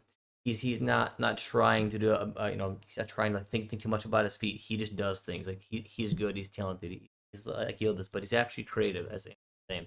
I think having these two together is a wonderful thing. You can get like a real striker with that. Have a good D mid who can actually lock down this unit here. You have a really good future, especially with those two guys to I mean, if come. we still had Ravella and So Keane. yeah, of course, no, of course. But I mean, if you actually have these pieces, like you could have a really dynamic team. But you need to keep Moretti, you need to keep Yildiz, and you have to actually foster this. Like this is where people go wrong. He's at the age now where he's got to be pretty much an out and out starter. He needs to start getting minutes. I mean, who else does Juve have there? Who's like once Salas is not better. He's a great guy to come off the bench who has a ton of pace. Teams great. Moretti's the guy who can break down a team no matter what time. Got a lot of skill and vision. So I like Moretti a lot. Same thing, foster him. It's these types of players are the reason why we started the cast. You got to foster the young home. So Moretti, I'll give a 7 to pull that average up. Yildiz, where are we going with Yildiz? I don't know. He's best player on the team. He's still a kid, and he's just got a lot of poise for his age. He's got a ton of heart. I would never sell this guy. I think Yildiz is awesome. I'm gonna give Yildiz like an 8.5. Fantastic. Yeah, I don't think like for a kid his age, and it's not like he's walking to Real Madrid where he's surrounded by fucking superstars. I mean, he's had to carry a team that was coached by a fucking bozo, that's run by a fruitcake, and now we finally got the coach of joy, and it's he's been thrown through the ringer in terms of coaches and lineup shifts and this and that, and he just keeps performing. There's no like. You can always count on him to play well, even when he at least play hard. And Always plays hard, yeah. Yeah, I love the kid. He's direct, which is very rare. Very old school. Yeah, I don't think for a kid his age, in the situation he's been put in, you could do too much better. Maybe you could a little bit, so I won't give him a 10. I'll give him a 9 based on just pure fucking performance and against all odds. I can't believe he's handled it so well. Good for him. Dave. Man, he is the best player, isn't he? He's the best player in Juve. It's not even close. I think there is one issue I do have with him that's going to knock him back, and he's a minor. I was not I'm not going these places tonight, Dash. Oh fuck! No, he's too old for Epstein Island. Yeah, he's way beyond that. He didn't make the allegedly. It's his forward passing, though. Honestly, in that final third, he's just not making those passes, and it's frustrating at times because he is brilliant, and he can really lock those things in, and sometimes he just, I don't know, he forces it, he rushes it. So, I mean, that doesn't really knock him down a whole lot. I'm gonna give him an 8 because he is the out and out leader of this team in all regards, despite his age. Yes. I'm gonna go 9. Leads the team in goals and assists. He is your offense. Like, literally is your offense. He is so your I offense. can't. He's. I like that a lot. I think again, kind of what Dave said. There is areas for him to improve, but with his age and the pressure that's on him, and the whole corniness of the number 10 and all that other shithousery and their media and all that stuff, he's literally your offense. And he's been performing consistently all year. Even again, outside of the whole Motta benching him bullshit, because Motta's not really Italian, he's Brazilian. But sorry, Primo. But yeah, I think Yildiz is effectively your offense until the other guys start showing up. Yeah, something that we say a lot is if Yildiz has an off game, Juve is going to look terrible. And it's true. It's sad that it's true, but it is true. So yeah, and I think the areas he can improve, which you guys talked about, is just because I think both Anthony agree. I don't think he's a naturally creative player. Like Moretti's a naturally creative player. Yildiz can do it, and he's actually gotten better, in my opinion, at creativity, but he just doesn't have that yet. But hey, maybe he'll get there. No, he's direct. He's direct. The way that he plays, he's direct. Exactly. He's if you use NFL terms, he's a downhill runner in a sense, and I love it. Yeah, and that's what Yildiz is. You give him the ball, he tackles, he attacks the space. Totally agree. It's very old school. And that's fun to watch. I love it. Yep. Old school winger play. That's what it is. It's honestly peak like 2000 to 2006 winger play. But I think if you sit him inside a little more as time goes, he'll adapt those kind of more the better vision, the creativity skills. All the kids always play out wide. Get there. Yeah, as they grow up, they move inside to a more big boy role. But he's good out there right now. Their knees don't go that much anymore. That's why. Yeah. Let's go Sal. Right back to Dash. I'm gonna give him a 4.5. I think he's just been, in my opinion, there's no progression, there's no growth from last season or the other season. The amount of money we invested in him, and again, I'm expecting him to be a main contributor, your deputy Yildiz, in terms of contributions, not playtime. He hasn't been available, and when he does play, the dude gets swatted off like a fly and is more focused on diving than actually being consistent and performing. I think he's absolutely a waste of money in my opinion. Is he before? I Right? Yeah, 4. Right, Dave, what you think? mean, business end and their performance on the pitch. I don't really like to mix like religion and politics here. It's not his fault they paid that much, but yes, it was a bit egregious. I think kind of like we talk about Locatelli, how he should be a bench player, and a lot of these guys honestly should probably be bench players in a prime Juve. Yep. Absolutely. He's sort of the same thing. Like Zagrova, when he's on, definitely looks better. Would my ideal have Zagrova be the number 1 and Chico be the number 2? Yes, but we're not there yet. And I mean, now they're both injured for the moment, so that doesn't help. You alluded to it earlier. He's great to come off the bench when the other team's tired. Great pacey winger. What he's gonna give you? He's kind of that's his thing. That's his role, right? That's He it, doesn't man. offer you too much more than that. And yeah, starting him when you got big dudes like if he started against Scudetto today, like he would have just gotten squashed. You want to trade Pulisic for him? Yeah, right. I would take Pulisic. You know, Pulisic's a what gamer, about bro. Pulisic. Pulisic, he plays hard every game, man. I love players like that. I love that dude so Pulisic. much. But It's- again, another American, right? Going back to McKennie and his mentality with Pulisic. It is a But very American mentality. Sure. yeah, Conceição. However, he is the one man on this team that is a bitch that will roll around and cry and drive me mad. So on He one is hand, that I Blair. love him, Irritating, yeah. and he is. He shows up at big moments, and you love him and you celebrate him, but the rest of the time it's like, dude, get off the ground. So I'll give him a 5. All right. Anth, what you think? Yeah, I wasn't. I mean, I don't like Chico very much. Never have. It's adorable. Sometimes he does his little grimace and stuff. But that's about it for me. I think he's dumb. I think he is a one-footed cut inside winger, which is a dime a dozen. As Dash said, we spent way too much money on him. You can't always separate business from on-field performance because I mean, I don't really rate wingers that high anyways. There's a million wingers that can do the same, if not better job than he's they're running doing. backs. They're effectively Yeah. running backs. Well, running backs used to be a big deal back in the day, but we don't have any. Don't get me started on football. That's a real sore spot. I used to love that sport. Okay, I used to love that Okay. damn sport. All right. We Go can talk on. about that for sure. Chico is a femboy. Go back to it. Yeah, he's a total femboy. I can't stand him. And I think we had a guy, what was his name? Bang Bang Bangula. I mean, Yeah. he was more effective than Chico. For He sure. cost us 0. Right. And then we go, but this just goes to show the whole Juventus Yeah, it's all mess. business, man. And- It's hard to like. Yeah. I know you can't separate it because the whole Vlahovic thing too with his cost too. It's hard to separate that type of stuff. But Chico's not to blame for it, but still, he's not an amazing player. But so, what do you think? Yeah, I'd give him a 3. All right, we got 3s and I think he 4s. stinks. All right, I'm gonna go 4. So does that make him the lowest then? Because we all gave 4 plus a 3. Might. Cabal's a 4. Does that give him the lowest? Chico lower than I think Cabal? 'cause Chico got a 3. Yeah, you got a 3 in there too. 3.5. Damn. He's not that bad. Yeah, I don't know if I can give him. You give him a 4. I gotta give him a 4. Yeah, he's got to be at least the same. Yeah, I can't make him the worst player. Yeah, 'cause But, he's but not. everyone consistently rated him a 5 or lower.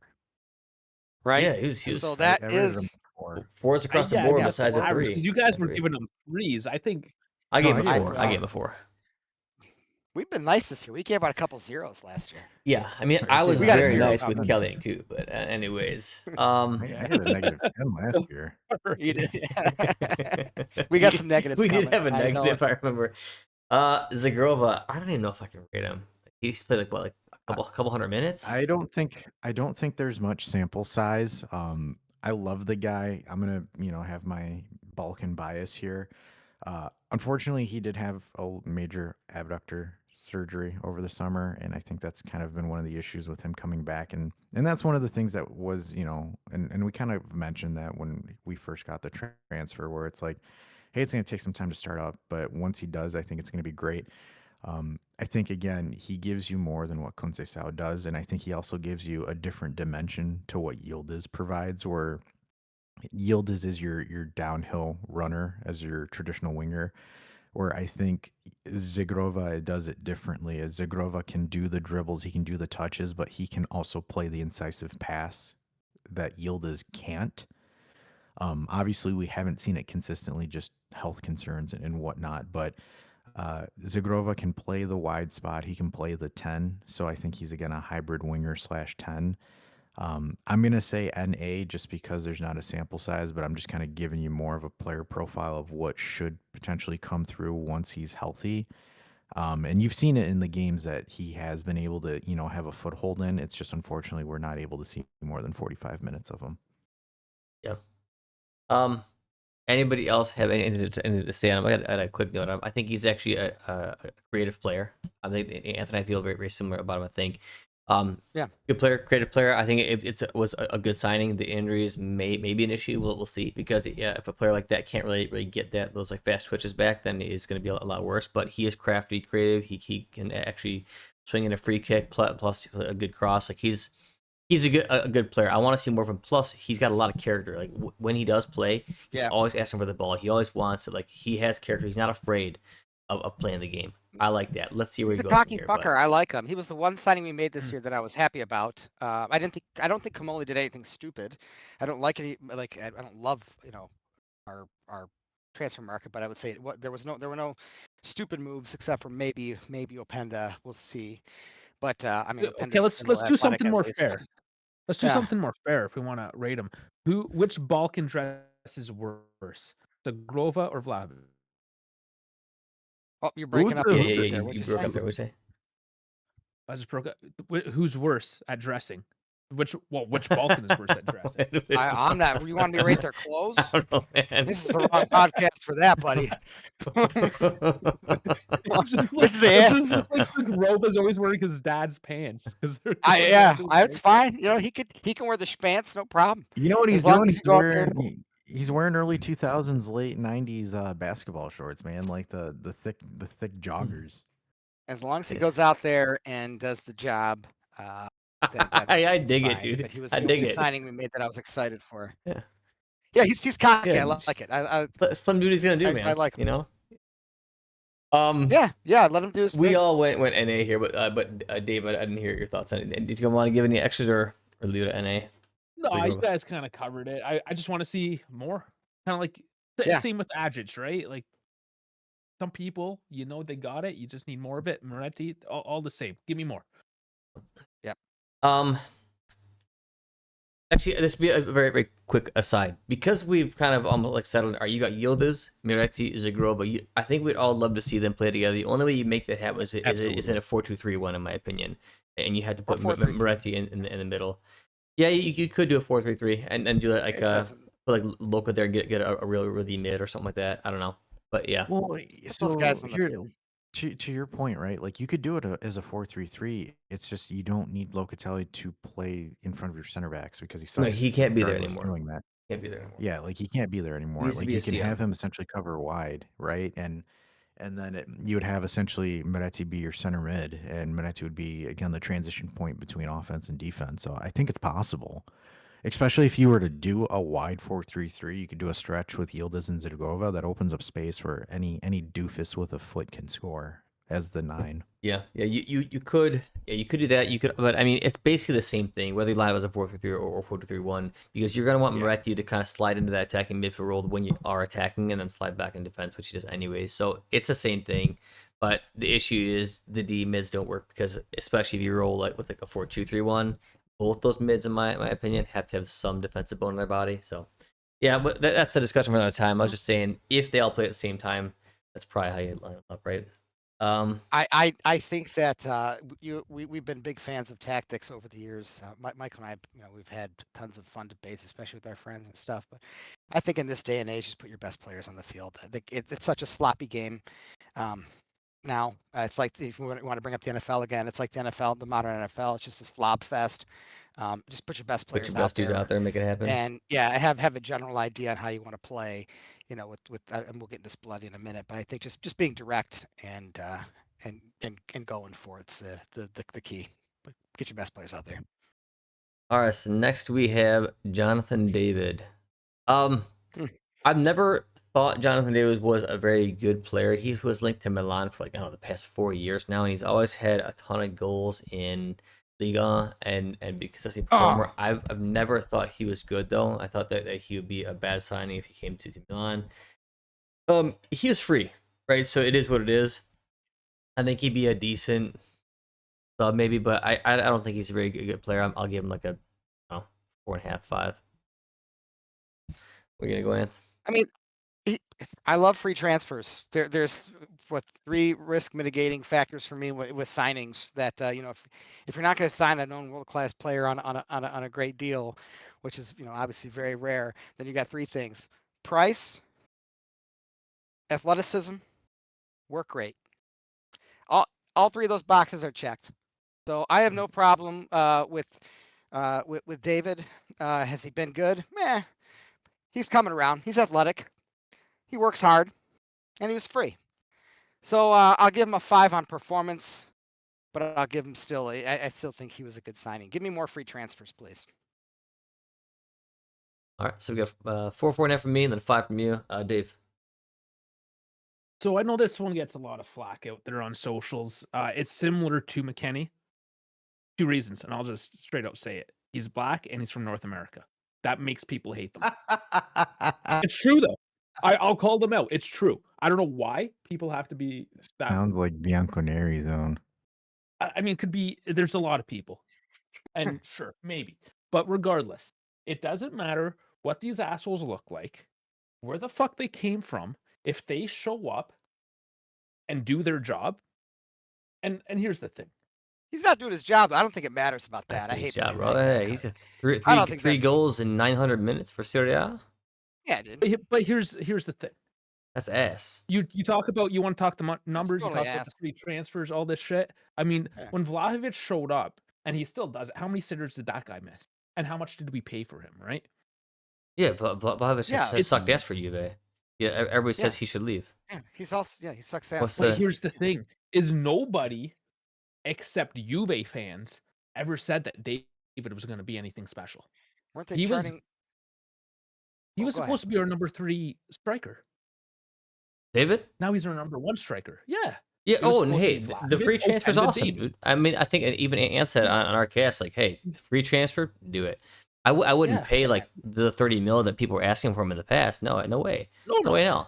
But for a free transfer, it's one of these situations, like, just like Locatelli, he's just another bro. He's going to show up, he's going to play some football, and you know what he's not going to do is cry like a little bitch. Yeah, I would agree with that. I think we're all like, I would think, from me, I liked David as far as like he just does his shit, but he hasn't performed. No tats. Yeah, he has not performed. Off the ball though. So as a striker, no, but there is a lot that he's doing, and the rest will come. All right. Yeah, I mean, you definitely keep him. He's athletic. What would you give him? He's a solid 6. Like his striker performance is like a 3 right now. Yeah, exactly. But his mentality, everything else is right. And after having one of the worst games of his career, he goes back to back. So fuck it, I'll give it to him. Oh yeah, he's a worker for sure. Dash, what are you thinking? So for me, I'm gonna go on the 5 route because the main thing is he kind of had to shift into 3 systems because going from Lille to Goofdor and then from Goofdor to Spalletti, I think there wasn't enough consistency. And one of the biggest things that pissed me off, and I cannot wait until we get to the Tudor section, there was so much change up at the 9, or like he wasn't able to accumulate. He can't get consistency at all. Yeah. Right. So it's gonna be tough. And again, speaking from personal experience, like I fully came back to playing about a month ago from an Achilles tear that I suffered earlier in 2025. It takes time. And even like now, and I've been playing 4 times a week consistently, my shot isn't where I want it to be. My dribbles aren't where I want it to be. None of that is where I want it to be, right? And I'm putting in minutes. And you could just imagine him as a professional athlete, right? Where and this isn't me making an excuse. This is me kind of helping people understand the perspective of how crucial like competitive minutes are.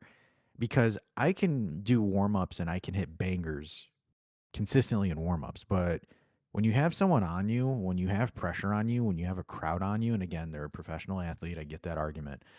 But for me, it's like he hasn't had enough minutes to play for him to have that level of consistency. And the same thing goes for Openda. Because again, reasons why I think Tudor's a dumbass, you're playing Dusan, who is out of a contract at the end of the year, over guys that you've already signed for the long term. And I think that hurt them. And I think, again, Spalletti was kind of trying to figure out which one between Openda and David could work. And I think we're finding some stride with David. Obviously, it's still a little bit too soon. But I think, again, I think it's a little bit too asinine for people to sit there and burn him at the stake. Because, again, like Primo says, free transfer means profit. If he does decent, you can sell him for a profit. And it is what it is. But I think a lot of the criticism that he's received this season has been a little bit unjust and harsh. If he throws a stinker next season, yeah, have at it, all to the wolves. But I think it's a little bit too premature within the crazy shitstorm that we had in the first 5 months of this season.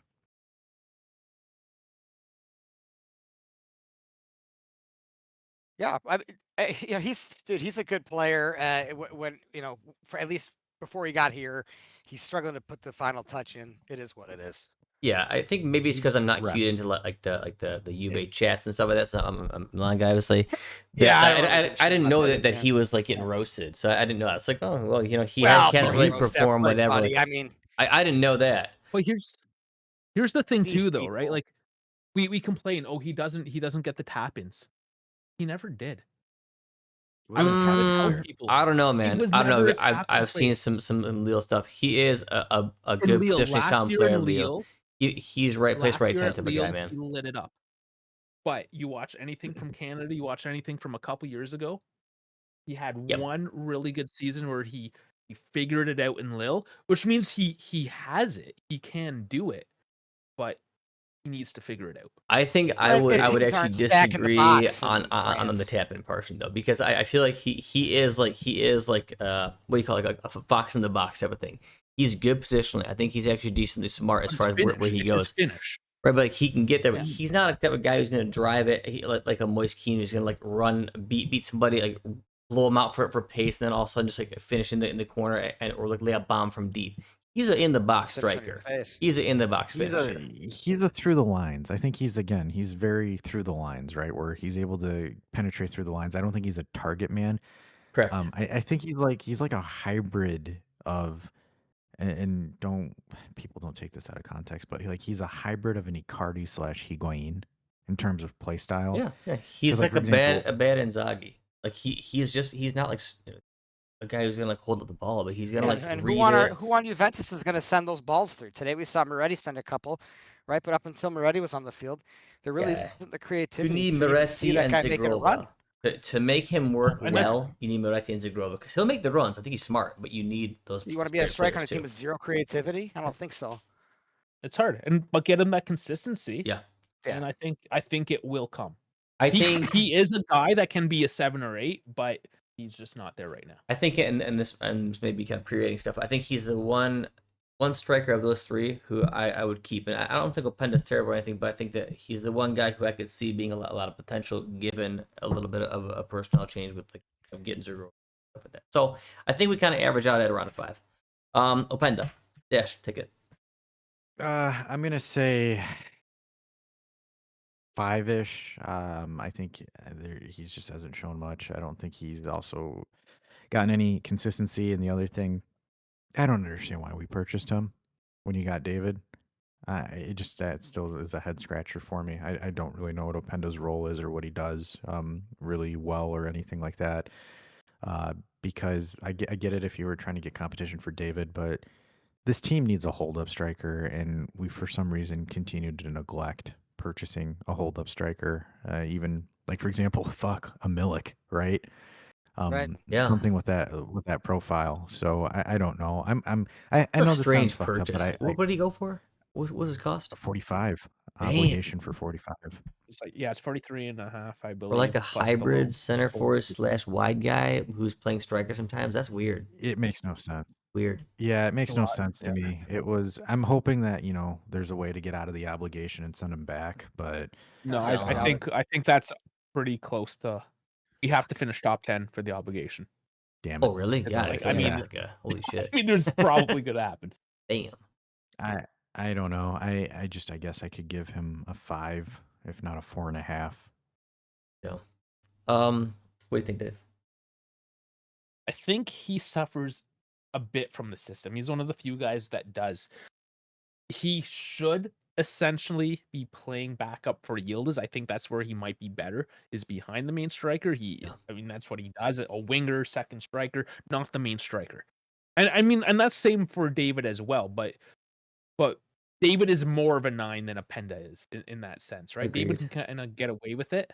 Openda is now vice David essentially, because you don't have a Vlahovic and Milik, who the hell knows? Like, no, whatever. Like, you got to use him. You got him. Yildiz is your man. He's gonna get all the minutes over there. You'll throw somebody in once in a while to give him some rest, and Adric maybe for 3 minutes. But I mean, otherwise, Openda's kind of playing out of his primary role again. Come from a different league. He had a bad season last year too. A couple years before, it was a really good season.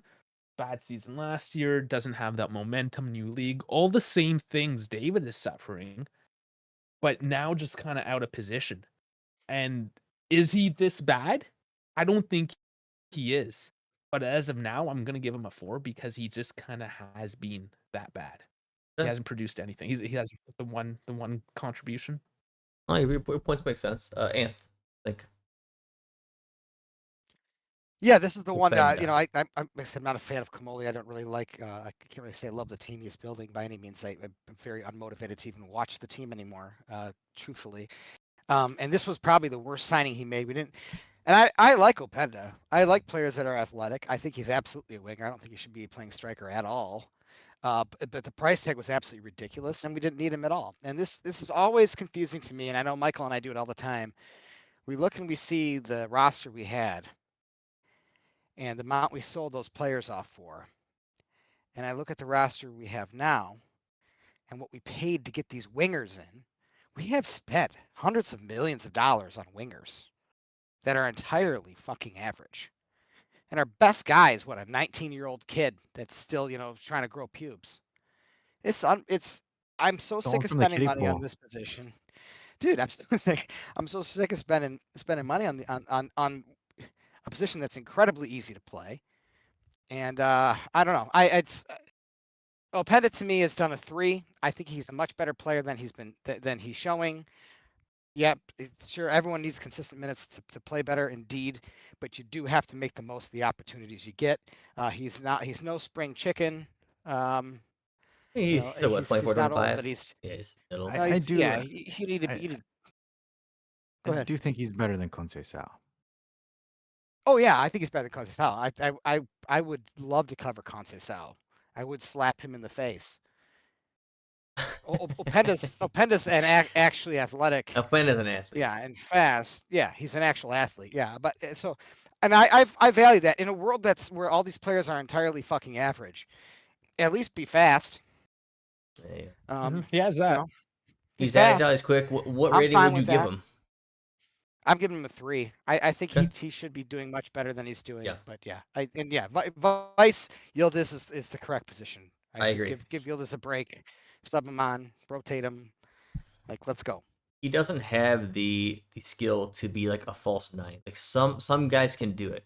Like, who's the guy on Napoli who did it for a game that we like out there? Neres. Yeah, Neres. But Neres is Neres is fucking crafty. sweet. Neres is crafty. You have to be crafty. You have to be able to hold up the ball a little bit, see the team. Openda's a good athlete. He's agile. He should definitely be playing off the striker or behind the striker. He's like a Raspadori type of player. He can get into the box and make it happen when he's not the out-and-out striker, but he shouldn't be there, right? And I think in a vacuum, Openda is a good player. The issue is he doesn't fit the system. He didn't fit the system when they bought him. He's also going to struggle because the cost that they purchased him for was, I wouldn't say it's outrageous given this day and age, but it's outrageous for what Juve needed. They didn't need that, and it's a total waste of funds. So I think I would give him about a 3.5, 4. I think overall our ratings probably average him down about. I think he ends up getting worse than Conceição, right? Because we did a 5, a 3, and then It should be about 4, right? Yeah, I mean, He's not the worst player on the team. no, I think he sits where a lot of other people sit. I would say this: I think that he's a better player objectively than Conceição, since we kind of compared them. But for Juve, Conceição has been better than him. And I'm not saying he's good, but I think he's had more than Openda has. Vlahovic. I mean, I don't know. It's same story every year. So they have like a couple games where like you think he's gonna do something good. Like there's a couple things like, hey man, he had a good link up play. He came through when it mattered. He scored a clutch goal. All right, this is the Vlahovic that people see, and then he just sucks for games after game after that. Same story every year. I don't even know how to rate this guy anymore. Let's just go like he's not -10. If he didn't cost 70 mil, would you rate him -10? In my opinion, no, you wouldn't. Like I think if he rate cost him like 20 mil, he'd like a 5, 6, 5, 5. I'll give him a 5. I would still. I can't go higher than a. Honestly, I can't go higher than a 4.5. That's totally fair. I mean, given all the shit Juve fans have been through with Vlahovic and him being the highest paid player, I think in all of Serie A, right? Isn't that his salary up there? Yep. It's crazy that like Yeah, he suffers from the cash. If those two things didn't follow him, it'd be a different story, right? So objectively, I'll go 5. Dash, you went 4 or 4.5. 4.5. Dave? He did improve a little bit. I find like his mentality, he was a little less of a snotty little kid. But at the same time, he's been injured for so long now that like I can't really remember. Like he's fading from my memory. He's a bitch. He's not coming back until the end of March / Yeah. April. So I mean, just on the parts that I feel like he's slightly more mature and His less Juve career is whiny. done. Yeah, but like I'll give him a 5.5 just to give him a little bit of something. There were matches he I played hate where he that- was like a 7.5. He played some matches where he was awesome, he was lights out, but then he's also had ones where he's invisible. So yeah, I get that. That's 5.5. what he always does. Yep. Yeah, It's he right here. hasn't pissed me off this year so much though, right? So that's an He hasn't improvement. played. Yeah, besides being not fit. Yeah, but- that's true. Anth, round us out with Vlahovic before you get to the coaches. You know, the thing is, if he's healthy, he probably starts, maybe. But class is consistency. I mean, there's a lot of people with talent. There's a lot of people on my fucking block with talent. What you do with that talent matters. How you manage it makes you professional. I don't think he manages his talent correctly. I don't think he's a very serious person, serious about the game. If he ever decided to get serious, I think you have a very, very good player there. And that's why I think you see these flashes of excellence from him, and then you see a whole bunch of shit show the rest of the time. He's just not a serious he's not a serious professional.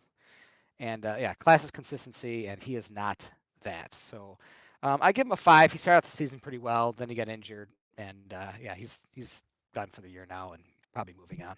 And that kind of averaged him It's out a at a disappointment. 5 overall. I Yeah, like what you he had a said real there. opportunity.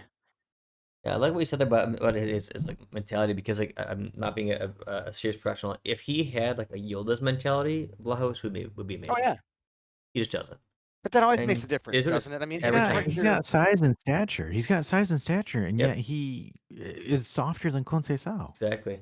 Dude, Yep. he can like Ah, that's bang in sad free to kicks me. too. And he had done that for when he's playing for Fiorentina.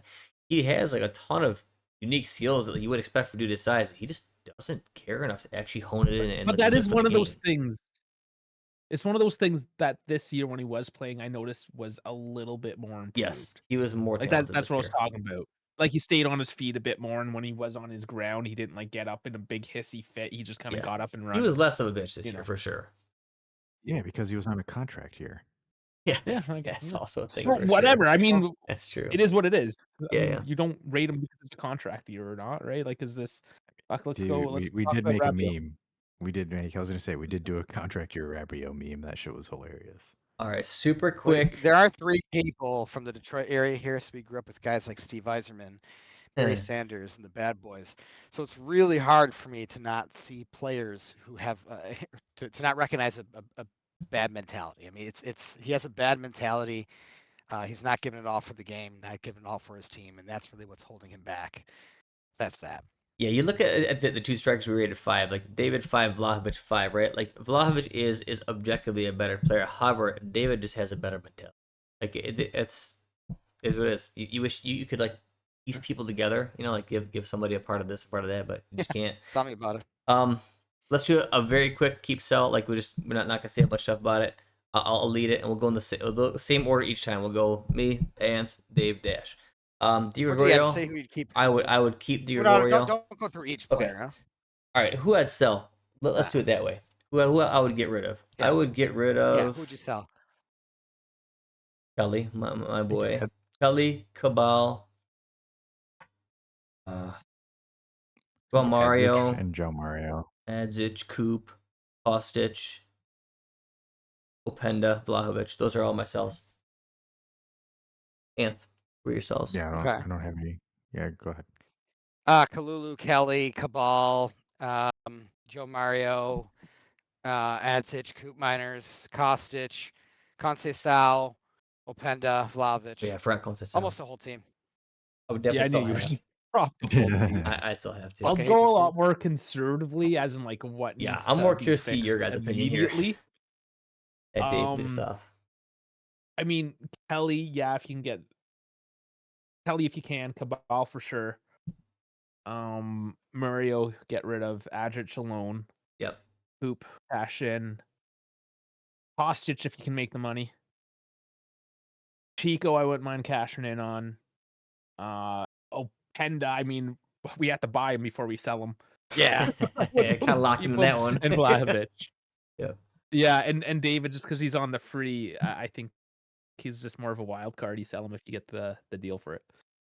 All right, so I'm gonna go Kelly, Cambiaso, Cabal, Locatelli, Joe Mario, Adzic, Coop Myers, and then I'm going to go with Conceição because you can't sell Dusan; he's pretty much out of a contract. So Yeah, I mean, Yeah, hypothetically. we botched that one.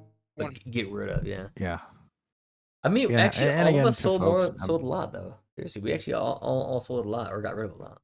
yeah. Yeah. Not bad. I thought you were going conservative there, Dave. Yeah, you listed like 7 people. All right. Let's do Tudor. I know Yeah. Dash wants to start this one. I know he's been feeling Yeah, let it. Dash lead it. Have at it, buddy. Tudor. The biggest buffoon in coaching history that I've ever seen, the biggest idiot who couldn't even conduct himself professionally. The only reason he got the job was the hearts of idiots on Twitter that have nothing better to do that But were he's so crying about that he Juve. drove 10 hours. Yeah, I was gonna say he drove 10 hours, Dash. Come on. Ooh, He drove Wow. 10 hours. Ooh, yeah. That's so stupid. Where, again, the guy couldn't tell his left hand from his right hand, had some of the stupidest substitutions he's ever did, had no idea on how to play tactics. Unfortunately, we played against, farmers in the Club World Cup, so it made him look better than what he was.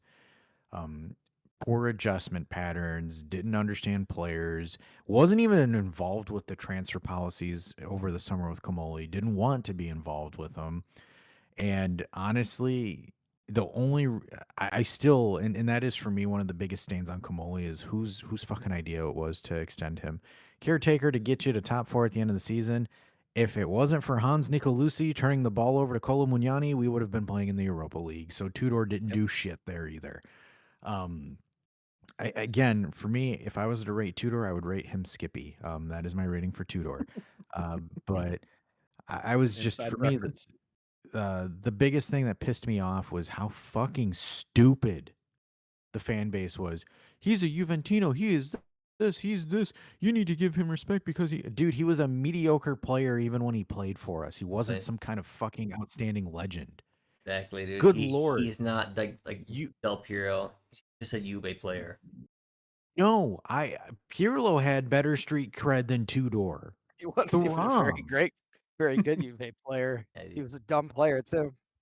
And it's just like he wasn't he was a mediocre player that played on again a great team he was a jag, just another dude. Like I don't understand this whole nostalgia thing, and I hate to be this Primo, but like guys in your age group were fucking glossing over this guy.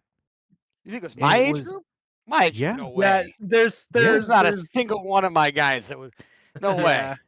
Dead serious. Dead There's serious. a generation gap here. Dash is a bit of a youngin. He just hit 30. Ouch. Oh God, yeah. Yeah, still a fetus. But no, like seriously, like that generation, the amount of I've been a Juve fan for 40 years or 50 years, and this Tudor guy, I'm like, dude, you guys need to stop fucking watching TV. Like, go to the nursing home, go watch like some YouTube clips of something like that. But the amount of arguing I had to deal with, and again, I reference Skippy because that guy was on our channel. Dash, I'm gonna make you eat your words when Tudor does this, this, and this. And I told that guy, he's not making it past October. Did Tudor make it past October? No, he didn't. He wasn't ever I going mean, he's to. still alive. Did make it past October. He technically made it past Yeah, October. so yeah, No, I was in Europe. No, when he- not very no, far into November, but you know, no, technically. no. He got sacked before I got on a plane and flew to Europe. no, I'm just kidding. I was just. I'm I pretty was sure it was making like a- early. Okay, it well, was a little fact tongue-in-cheek that. I comment. thought it was like early November, but regardless, like yeah, he didn't doesn't make matter. It doesn't Yeah. matter. Tudor blew ass. Yeah. So what's your rating? Is he gonna get negative from me here? 0. What's he gonna do? Oh, I'm gonna be like, Yeah. I'll be reasonable. I'm gonna say 0. I would Okay. love to say a negative I'll be 10, but reasonable. 0. All right, Dave. I'll be What reasonable you got for percent. Tudor? Okay, so I'm not as emotional as Dash, which is interesting because Dash is the engineer. He should be the more scientific one in this, but I'm going to do a little bit of maths tonight. So I'm going to take his record with us. Wins are Okay. going to be a plus Okay. 1, draws are worth nothing, and losses are 3.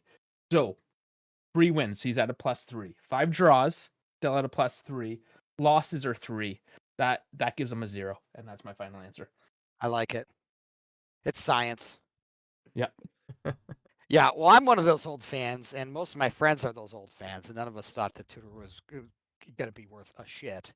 But yeah, I mean, I get in my arguments on Twitter too. I know how that is, and it's mostly just a cesspool. In my opinion, I think they're all young kids. You know, I don't know how many old guys are on Twitter besides me, but There are a few. YouTube. You'd be surprised. are there? There's Yeah, YouTube. I'm doing this. You know, I got to be the Twitter voice since I have a desk job. You know, it's reluctant and sometimes it's frustrating. But yeah, and I feel like a lot of people are Juve fans that you know, like the player, and so they became a fan of the club because they like the player. They don't really care about what the club is and all that stuff. And so when they see the name Tudor, and they're like, "Oh, he's a former player," that makes They them said he's got you know, grinta. that means Okay. yeah, that means grinta. Green juice. It's all Green bullshit juice. that people who don't know what they're talking about say. I think the 4 of us all were on the same page with Tudor right from the beginning. Where, you know, what was the point of him, especially if you were going to get a guy that was available anyway. So I wanted Palladino, and I think maybe we can, you know, we'll get into Spalletti in a second. But I wanted Palladino, but I've been happy that we made the change. Yeah, Could I have, mean, it could have been sooner. I'm not gonna say much actually, but besides that, I give it it 0. was never the right call to hire Tudor. He wasn't good on any of it. Tactically inept, subs wise inept. And you expect at least a person like that who at least get his team to fight hard and have a lot of heart. Didn't even have that. So see you later. He does I get a mean, 0. these kids don't respond to that stuff anymore. No. You know, there's only a couple coaches who can be the mean guy now. Yeah. That's just not the You, case. You you know, have to have a pedigree to be the mean guy. You do. You You got to carry weight. you have to have won stuff. You have to have street cred. So Xabi Alonso for example, didn't win enough, apparently. no, He did not didn't. win In my enough as opinion, he a didn't. The coach. Bundesliga- As a coach, no. He didn't win enough as a coach. No, these kids because don't like for even know who example, the it's hell the he same thing is, with Pirlo. probably. Because Exactly. that's the thing, right? Like for example, with Real Madrid, and you look at those players, and it's like, okay, Yeah, great, yeah, you're a legend, but as a coach, what have you won with Bayer Leverkusen? Like, I mean, that's kind of what the mentality is. But like Xabi Alonso actually won something. Tudor's been a coach for almost over a decade and hasn't won shit. Right. So like, if you have again a team of players that are there, they're kind of like, why the fuck am I listening to this guy? Doesn't Because he like, have again, any- Go ahead. he's won some promotions from the second tier, hasn't he?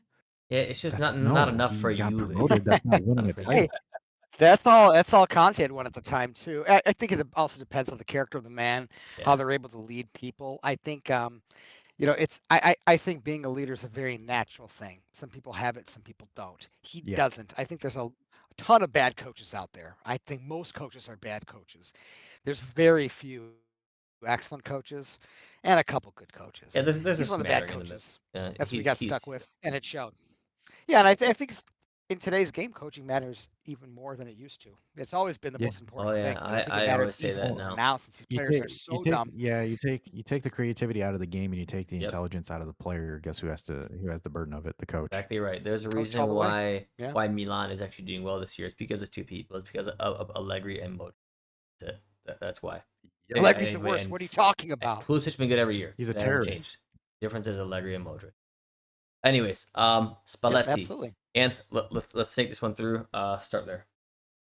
Oh. What do you think about Spalletti? I've never been a Spalletti fan. I think he's a goofball, not my style of coach at all, and would never want his style of football at Juventus.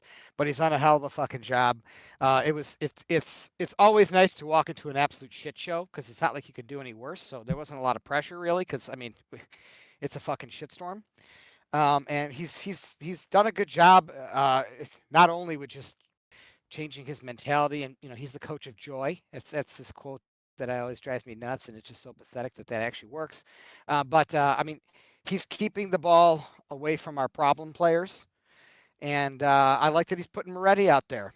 So hey, props to him. He's done a great job so far. I have nothing really to knock him on. He knows we have a bad defense, so the hell with it. Perfect. That works. Do I love it? Nope. Do I like it? Nope. Am I excited to watch it? Nope. Is he getting results? Hell yeah. I give him a 7. I give him an 8. I mean, how much better can you do with this team? Really? Give him an 8. He's got him pumped. He's got these little femboys jacked up.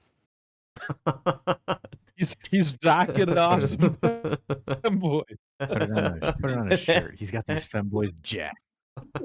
He's jacking up femboys.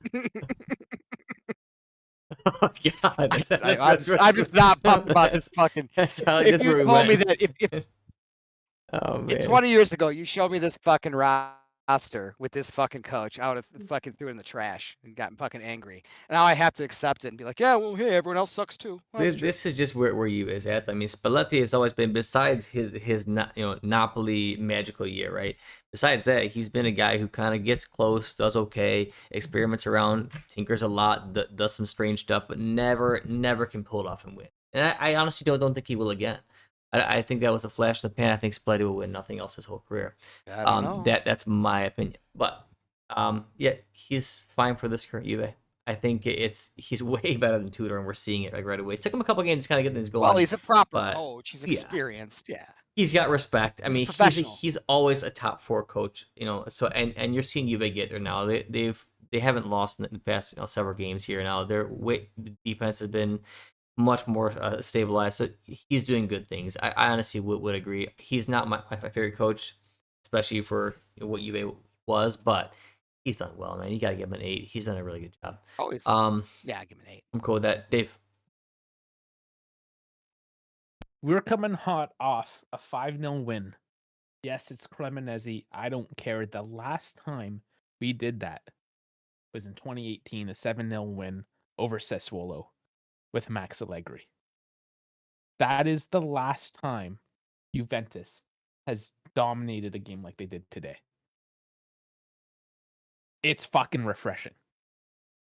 Finally, I can watch a game on a fucking Monday afternoon, which is the worst time in the world, and actually enjoy it. What the hell is happening to my life? What Spalletti has done. And I am with you. I was not excited when this guy showed up. But what this guy has done with this team is, I'm not going to say a miracle. It's not a fucking miracle. But it is damn fine work. Just... His record's 10-4-1 across all comps right now. 10 wins, 4 draws, 1 loss. Awesome. Good, right? It's awesome. It's really good. 1 loss, man. I just need to see this through. And no more than 2 goals scored on Juve. No more than 2 goals scored on Juve since he's been there. Is good. And it's actually only been in 1 game. Every other game's been 1. Crazy. Here's the problem, guys. It's battered wife syndrome. I don't know how to feel good about myself. So I don't know. Let me touch you a little bit. We haven't gotten to the gritty part of the schedule yet, too. So, but we're taking care of business the way we need to, and we're building confidence with these Yes. wins. We really are. Yes, And that's what these and kids need. yeah, and we do have. I mean, it's But been easy the past couple weeks. It's getting hard. But Let's see what you guys happens. I beat don't want. Bologna. You beat Roma, right? There's some like legit teams. Yes, Yeah, that's it's true. not the you got lost to Napoli, but that's okay. I mean, you win Serie A by cleaning up the smaller teams and beating a couple big teams. Yeah. You don't have to perform against all the big teams. If you You clean Well, I mean, house, that's you're Inter gonna right win. now. You equalized at Napoli. You went there and you played. Like you had to force them to go ahead again. Oh, the And team's turned that's the- over. Yeah, and that's one of the hardest places to play in if you're an away team. You need to give them a good roster, and I think good things are gonna happen. Yeah, and that's just. I Yeah. think if you give him the off season, I know we can't do much in January. FFP, whatever. Sure, he understands that, and this is what I love about him too. He understands the situation. He's not Yep. just showing up in like 3 years, please. Yep. No, he No, was like- super cool about the whole contract, honestly, which was very refreshing with a lot of these managers. Just to kind of like pigeonhole the team, but he's super cool about Yeah, it. man, it's nuts. The more I'm talking about it, I'm convincing myself more. I was going to give him a 7 just because I think there's just more to prove, but very club friendly as well. Yep. But with how he approached it, he's just being. You know how we say when a coach gets fired from something and then they take a bit of time off, like, okay, they analyze the game, they grew, they learned things, and then they come Yeah. back and they're the same asshole. I feel like Spalletti actually learned something when he got fired from the national team. Well, there's a little bit different level of pressure too. I think when you Sure. take over, I know Juve's super high profile, but it's also a club team that was in a really bad spot. So there is a little less pressure on him. It's not like all the hopes of his nation are on him to Oh yeah. finally fucking overcome. He just has to get top 4. Yeah. He just has to get top There's 4. there's a weird dynamic though, because in Yeah. Italy, they don't care as much about the national teams as us, like immigrants or kids of immigrants, kind of, right? We like our attachment to the national or to our My nation. friends seem to care about it. I mean, No, I'm not saying they don't care, but like club especially when you football in suck Italy ass for is so a lot long. bigger. Yeah. It's just I But don't know. I just it's not your whole nation's hopes and dreams on you that you're trying to overcome a fucking a decade of suckage, and now he's walking into Juve that was stinking it up. that has I half think a it's decade of suckage. Yeah, well, not really. I mean, yeah. Well, kinda. Well, we have a Coppa Well, Italia in the past 5 years. Like, cool. yeah, well, You know what we that came off of 9 Scudetti? it's 5 years, half a decade. Yeah, but I mean, Yeah, like things it are was shit messy. here. It's the biggest team in Italy. It was messy, and Arguably. everyone's going crazy. Yeah, what? It Yeah, is. basically, he came in, he was cool about it. He's like, "Yeah, you know what? I'll give this a go. I'll see how she goes, and things work out. We'll continue on. If not, all right. Then we'll break up at the end of the year." If we're rating him right now, I mean, what? Honestly, I'm thinking, okay, how much better of a job could he actually have done? He's done a terrific job, dude. None. Right? That's It's the got to thing. be. I It's mean, got to be a 10. Do you I'm have to giving give him him a a 10. 10? I'm giving him a 10. It's got to be, right? How much better of a Tudor job gets could a you 0, possibly Spalletti done? gets a 10. There you go. Yeah. No, like got it. seriously, like for example, because like from my perspective is he walked into an absolute team in free fall. He made a bunch of players that were kind of dead in the water productive. That is extremely hard to do. Like the only person right now in Serie A that's doing it is Max with Milan.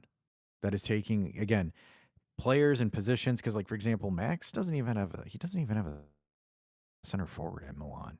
Like, and he's still somehow making it work. That's the same They thing did with just get Voltrug. yeah, but I'm saying he hasn't been fully integrated into the squad yet, right? Like it's been Leao and Ruben Loftus-Cheek as their front two. Left ass cheek. Left ass cheek, yes, correct. But like for example, with me with Spalletti, like I mean, you can take out the factor of him coming in and saying, "Hey, I want to do this. I'll sign a contract for 8 months. If it works, great, awesome. If not, no." Um, he effectively flipped the entire thing around. He has one of the hottest teams in Europe right now, performance wise. And then after today's game, Juve are the second most offensive team in the league, only behind Inter in terms of goals scored.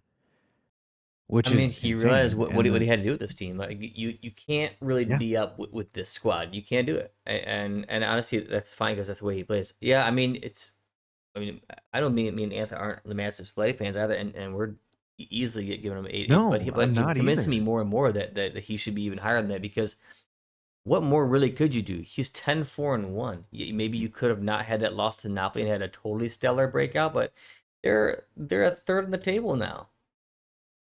Like, I mean, Yeah, maybe About he as is a perfect a 10. job as you table. could do. Maybe he is a 10 and we're just judging him on this That game's hard to season. win. Yeah, for sure. I mean, I know Napoli's been very like an injury plague this season too, No, but Napoli's still, all fucked with injuries. Yeah, yeah. yeah. That's like a But half still, Napoli that he played. But still, he he's got got a them in result. third He didn't lose. place. I mean, I know some teams have to play their game still, but I mean, like they're gonna either be third or fourth.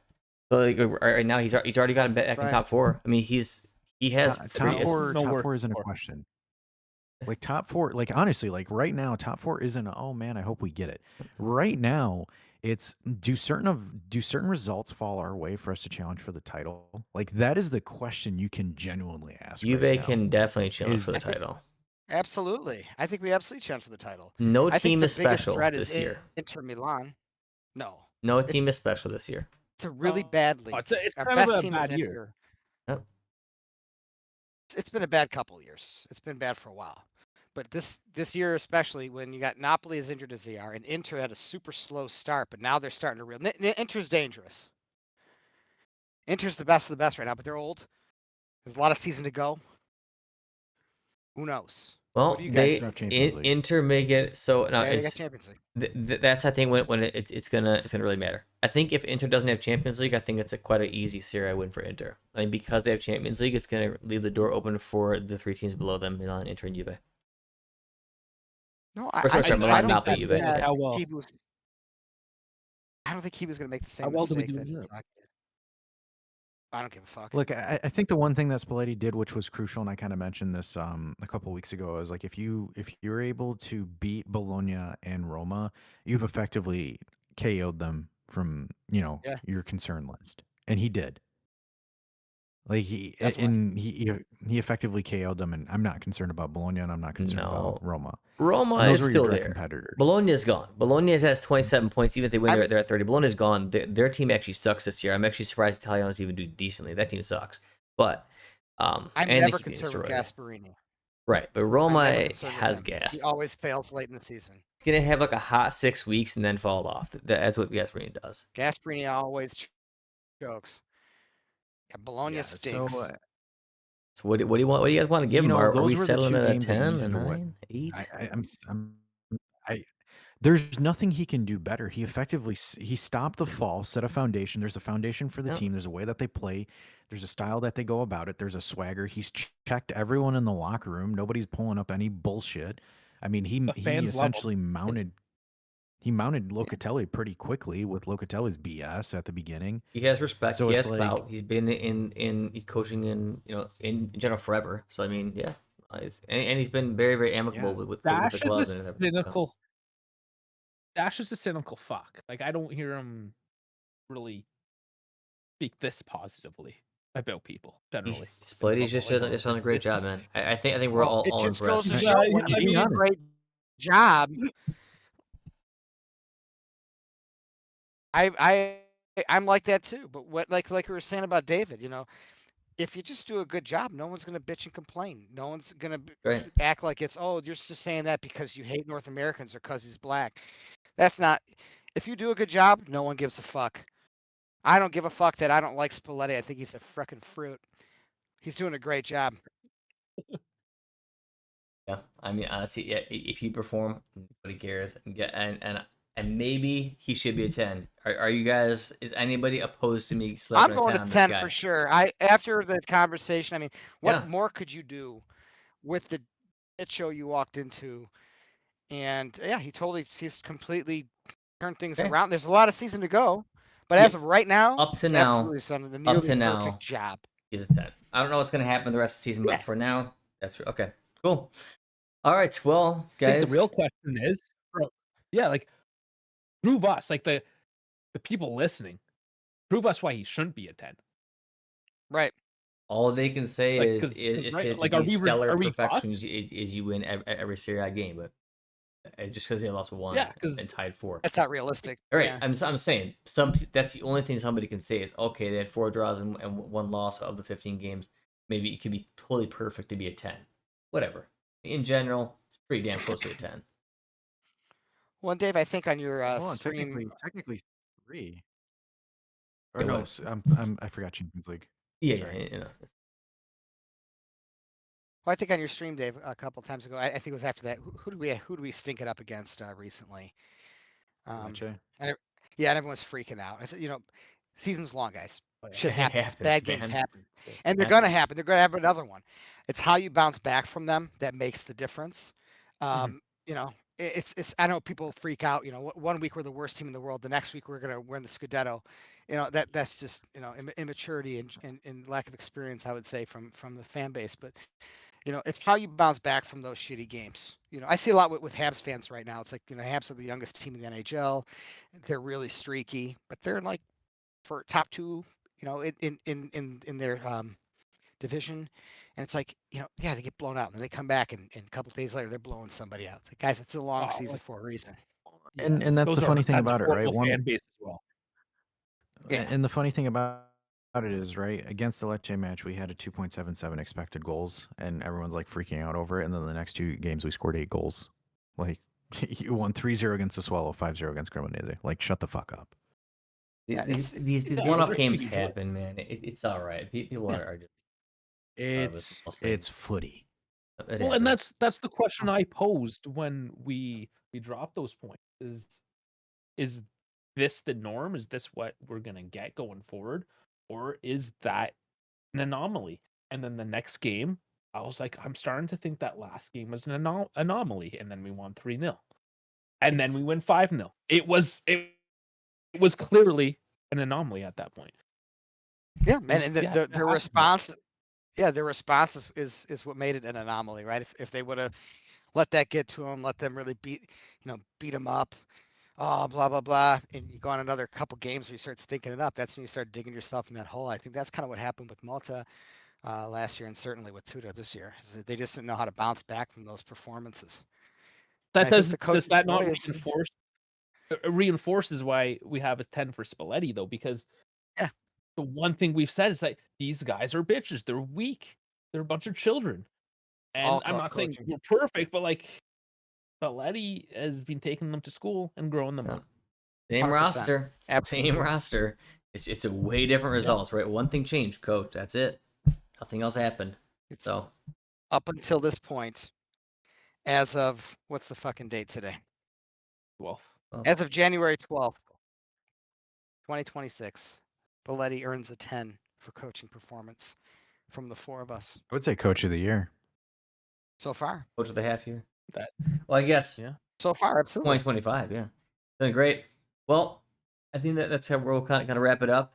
Thank everyone for joining us, Dash and Dave. Much appreciated. Thank you. I'll post this to Primo, and then if you guys want, I'll give you guys a link if you want to post it to your guys' spot as well. That's cool at the Dive Sports. Take care all, and Forza Calcio. Ciao.